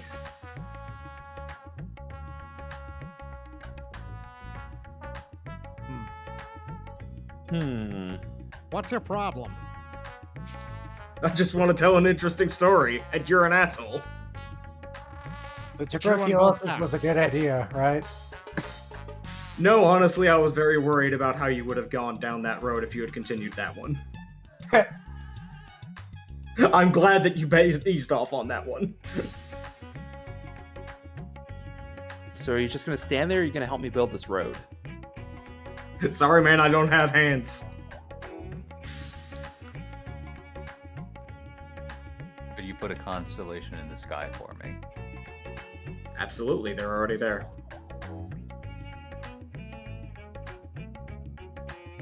No questions. Understandable. Have a nice day. I got nothing. Yeah, that's fine. Me, the person's brain too small for this. Just Nah, take very good. slow, ominous sip from flask, and then move on with the evening. Yeah, that's about right. Something I thought about 5 minutes after my initial ending thing is I'd like it if all the spirits that Angler let go eventually made a little constellation in the sky of an anglerfish going after the North Star. Yes, good, excellent. Yeah, that was the last thing. I thought Accepted. No, I don't want to go into someone else's thing. I'll wait until the end. Excellent, perfect. I've got a small thing I can add. What was it? So, in Milan's epilogue, I casually brought up Milan was wearing a ring, which is something you don't wear when you're doing traditionally wear when you're doing like manual labor. Oh no, chat caught that when I mentioned Shireen's ring. Yeah, they got married. Mm-hmm. Of course it did. Yeah, no, there was an instant upwelling of awe, you nerds. How will history remember the Hearth in 500 years? Vaguely, confusingly, and in Baroque shapes that are probably spread across multiple mythical or real people. What's the reality TV backroom commentary for each character has on the other members of the Hearth? Old man who is not playing a character is the biggest sweetheart. Yeah. Yeah, that's some Danny DeVito energy going on there. Yes. No, that completely tracks. The character, the actor who is portraying, well, this is literal. The actor who is portraying Old Man is actually quite a wonderful person. It's a grandpa that everybody loves being around. Mm-hmm. I think, again, just the slow, ominous sip of the flask. What character? Dead silence. What Repose isn't acting. Just sort of draped over the back of the chair, heavy sigh. Doesn't say anything to the camera. Mode gives the interview instead. It is Steven Sondheim about it. Oh, it's wonderful, wonderful. Truly the greatest actors I've ever known. God, yeah. Anybody playing Tyrant who is worthy of trust to have that role would be the sort of person who apologizes to every other actor after the cameras turn off. Just like, oh my god, I'm so sorry. I'd like to think Angler's actor every so often looking over at beneath Milan's characters. He's a little confused, but his heart's in the right place. Yeah.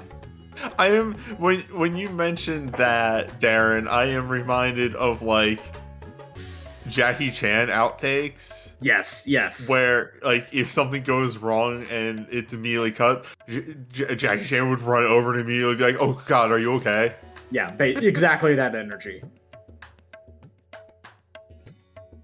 Repose never drank much alcohol by volume. No. Repose made very loud statements by not drinking much alcohol. Yang is terrifyingly similar off camera. Yang just wandered in. There wasn't actually a place in the script for Yang. He just showed up. Old Man was the original Wood Exalt. Like, Yeah. and rewritten.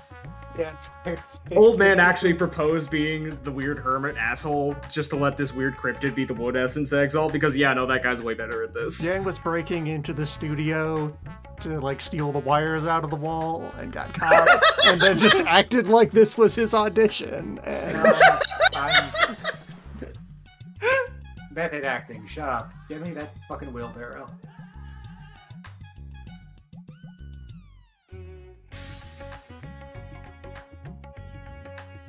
Oh, that's wonderful.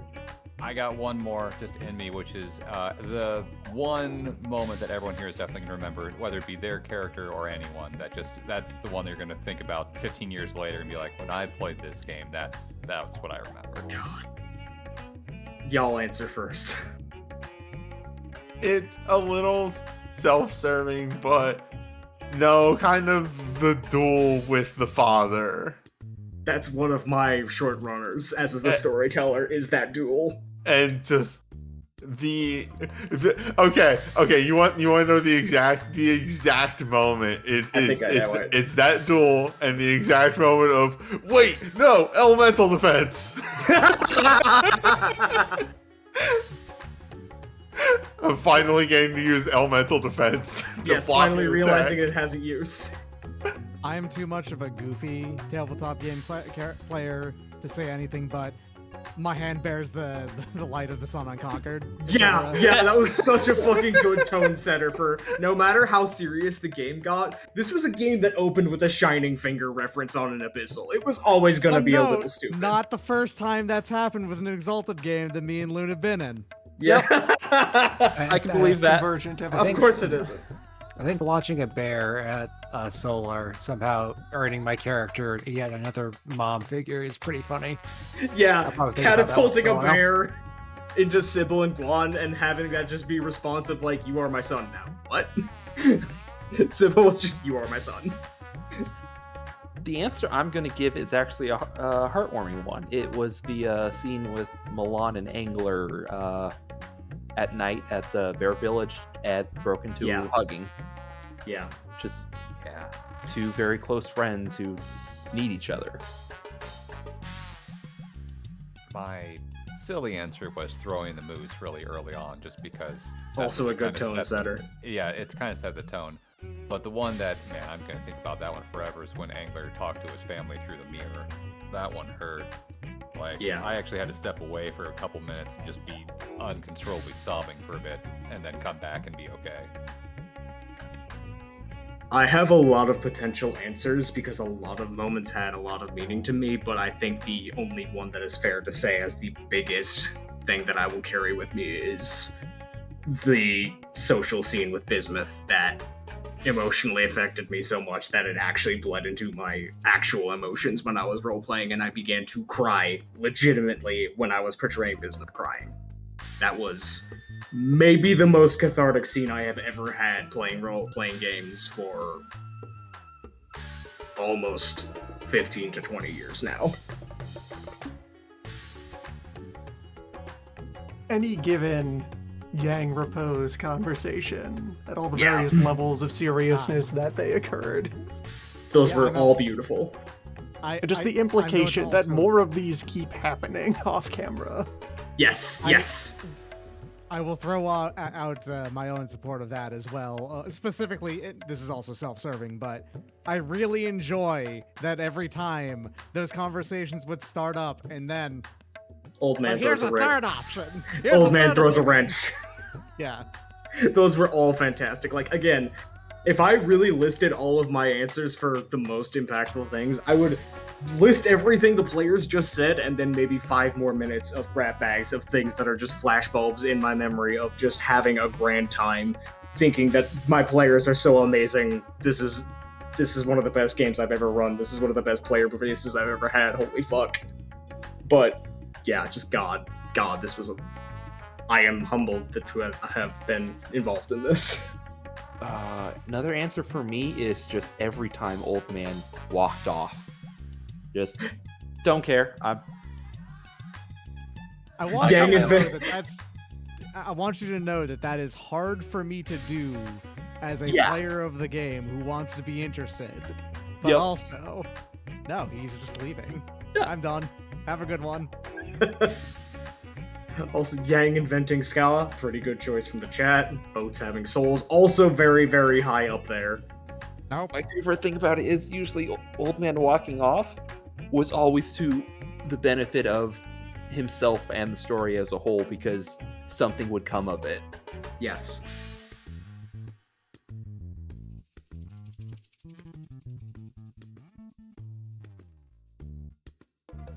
That is a question that's a bit too. Yeah, that's a couple levels of deep. layers of meta deep for this far into the session, I think.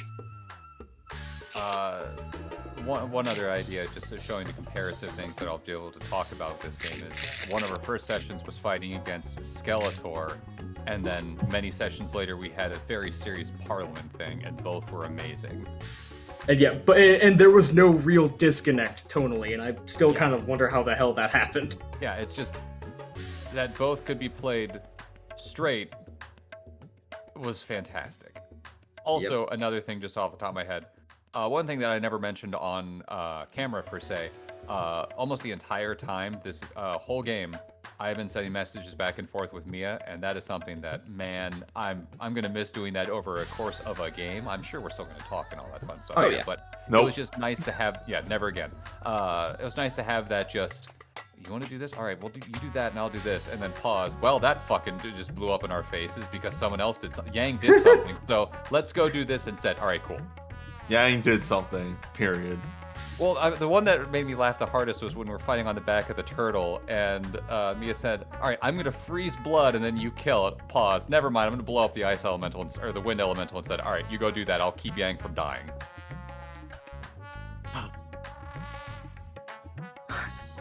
How long did you physically sleep or spend in isolation the first time you were able to rest after the end of the game? For everybody that is not repose. Oh. Like a good 3.5 to 4 hours, and then that's about it.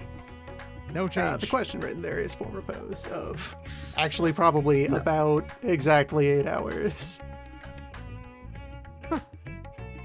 It says I know the answer for repose because you had mentioned that. Milan slept in a little. I don't think Angler slept for several nights. He just stayed up on that hill looking up. Sleeps off camera. God, we'll destroy only one more villain with a door to make it an iconic weapon. Yeah, that's another thing that's gonna stick in my brain, is the recurring joke somehow of killing the same guy with a door. Also, I've performed the internal ranking of Yang conversations, and the strongest one that has emerged champion is That's Called a Mance. Yes!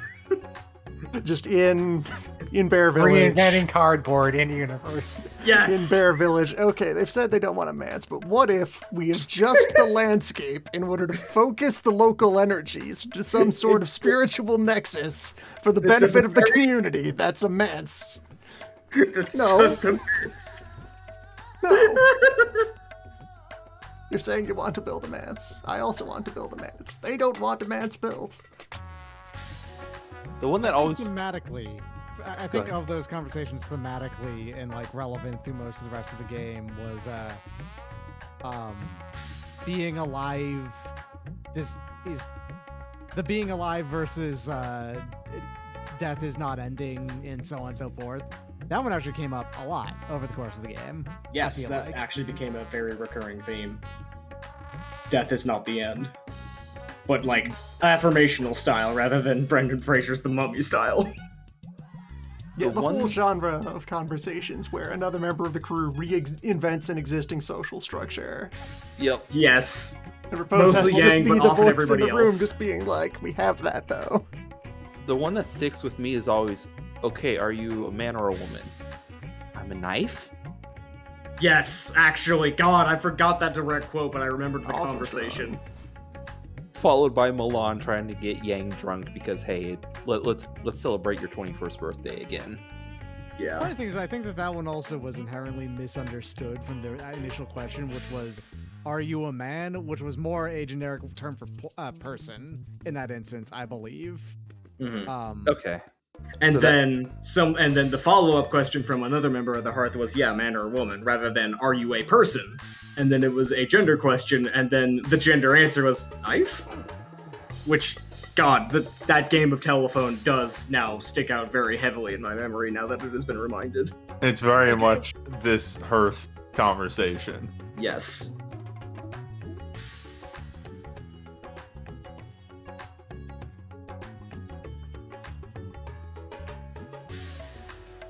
The Hearth, which is a Following group of up on people that talking with- over each other. The eventual following up of that, if you've called yourself a knife, well, this is a bullet. On introducing Yang to the Yep. to the spirit of the spire.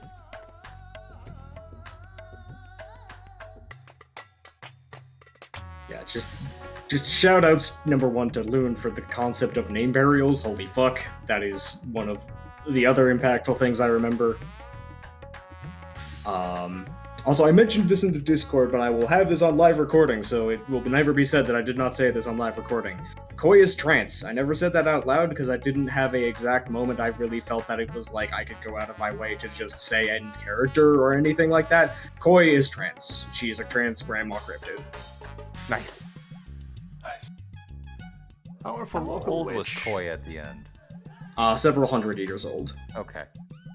But yeah, because you said she died, I went, fuck, because Angler really liked her. And, like, she still had a couple of decades left, but in the terms of Dragonbloods, she was, again, she looked like a grandma. That means she was pretty old. I would try to make sure with Repose to avoid directly invoking modern concepts, but would sometimes look for opportunities to reframe them. Yes. That is why I never felt really comfortable explicitly stopping and saying that about Koi, but I left it as subtextual stuff that several people did actually catch and ask me about. Oh, Darren, because we asked this one off screen too. What was the moment that you had to pause and laugh because someone accidentally figured out what you were going to do in a couple sessions, or said something close to it, but I wasn't know quite for a there? fact that I've done that twice. Yes. Like, I think everyone here's done at least Every once, but single just person curious in which this one, like, in really this call, stuck out. every single person in this call has made me have to internally laugh my head off rather than express something. I think the earliest one was when Newbie, the person who knew the least about the setting, was the only person to guess that Sybil was a solar correctly. Everyone else was going deep into the weeds on her misdirections, and just Obsidian was like, I don't know, solar. If I had a nickel for every time I just said, I don't know blank, I'd have 2 nickels. Mm-hmm. Just a lot. Weird that it's happened twice. Newbie's not the person with the least familiarity with the setting. Newbie's played Exalted before. I've played Exalted As once. a solar, in fact. Yeah, but for like... At the time, because... Well, okay, probably, maybe... How familiar is Sana? I don't know these things. None. So Sona would be actively. Sana would actively. I had Sana- some familiarity. Sana and me. Yeah. My introduction was after a game of Europa. Darren going, I want to talk about Exalted, and that was my first introduction. Yeah, but here's the question: did you do any backstory reading when making your character? Just the great houses, and that was it. You had more than me.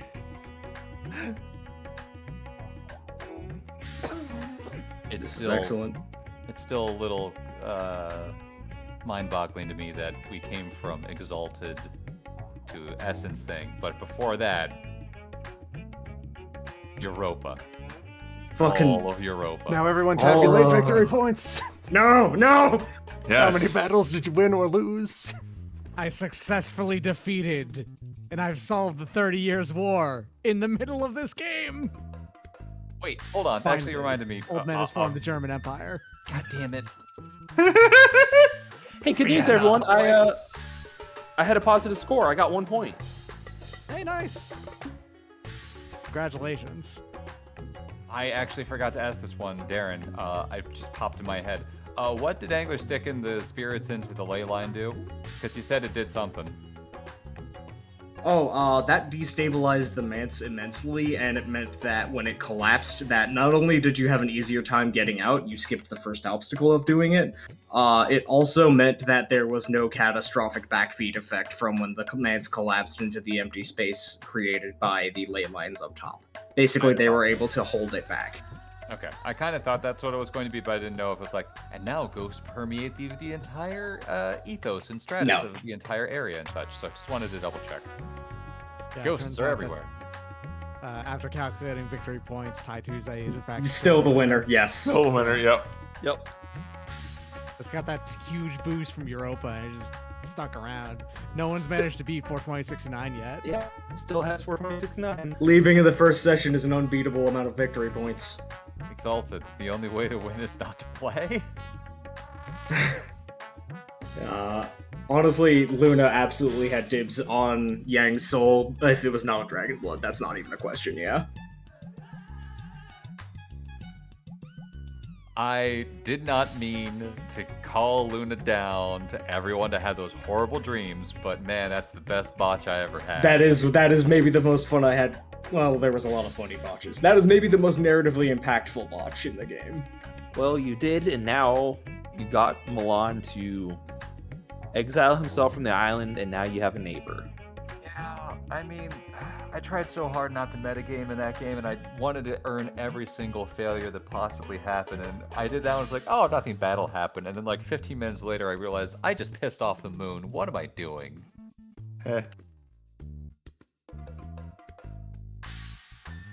Every time I advised other members of the team to start local, they look directly at the sky and shout at the largest lamp they could see. Yep. I thought it was a reasonable idea. Hey, my buddy Bear here is really having a bad time. Since you're his boss, could you help him out? Flub. Well, damn it. Yes, threatening.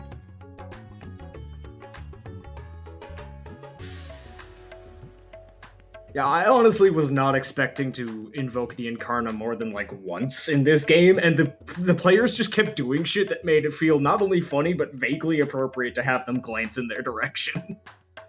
That reminds me, Darren, what is Soul's general vibe opinion when he looked at each one of us individually? You go, you funky little goblins, collective. Okie dokie. Like, you are too small for him to really conceptually look at in detail without examining you so closely that you explode. So it's more of a vague awareness that those dragon bloods down there did something really fucking kick-ass, and that family of ghosts seems pretty cool.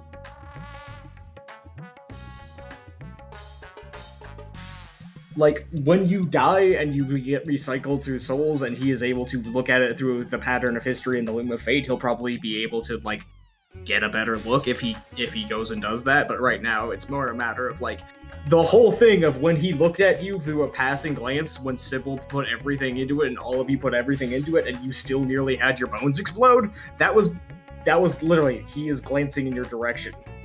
If he looked any closer, you would explode. Lamp. Big.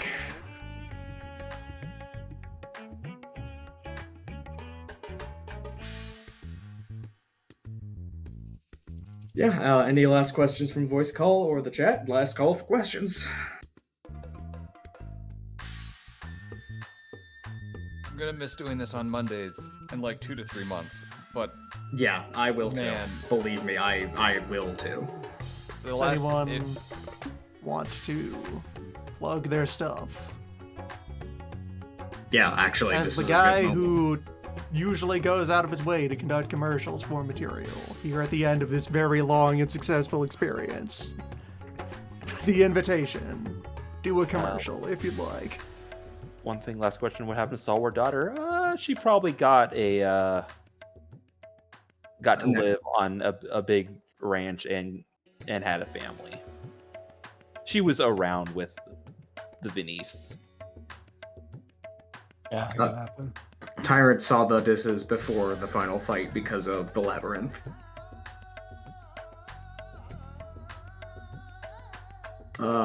I don't really have any streaming or anything I'm doing. I occasionally pop up as a guest cryptid on mostly Loon stuff, occasionally Docs, very rarely Ties. I may or may not end up showing up again doing other stuff, but y'all should follow everybody in here that does streaming, and I believe that is almost everybody.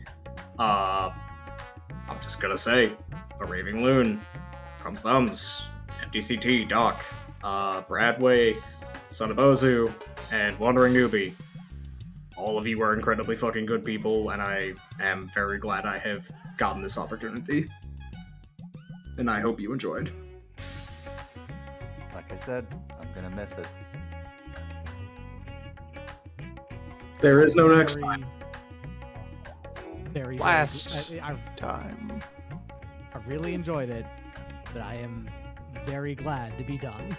Yeah, that is the mood.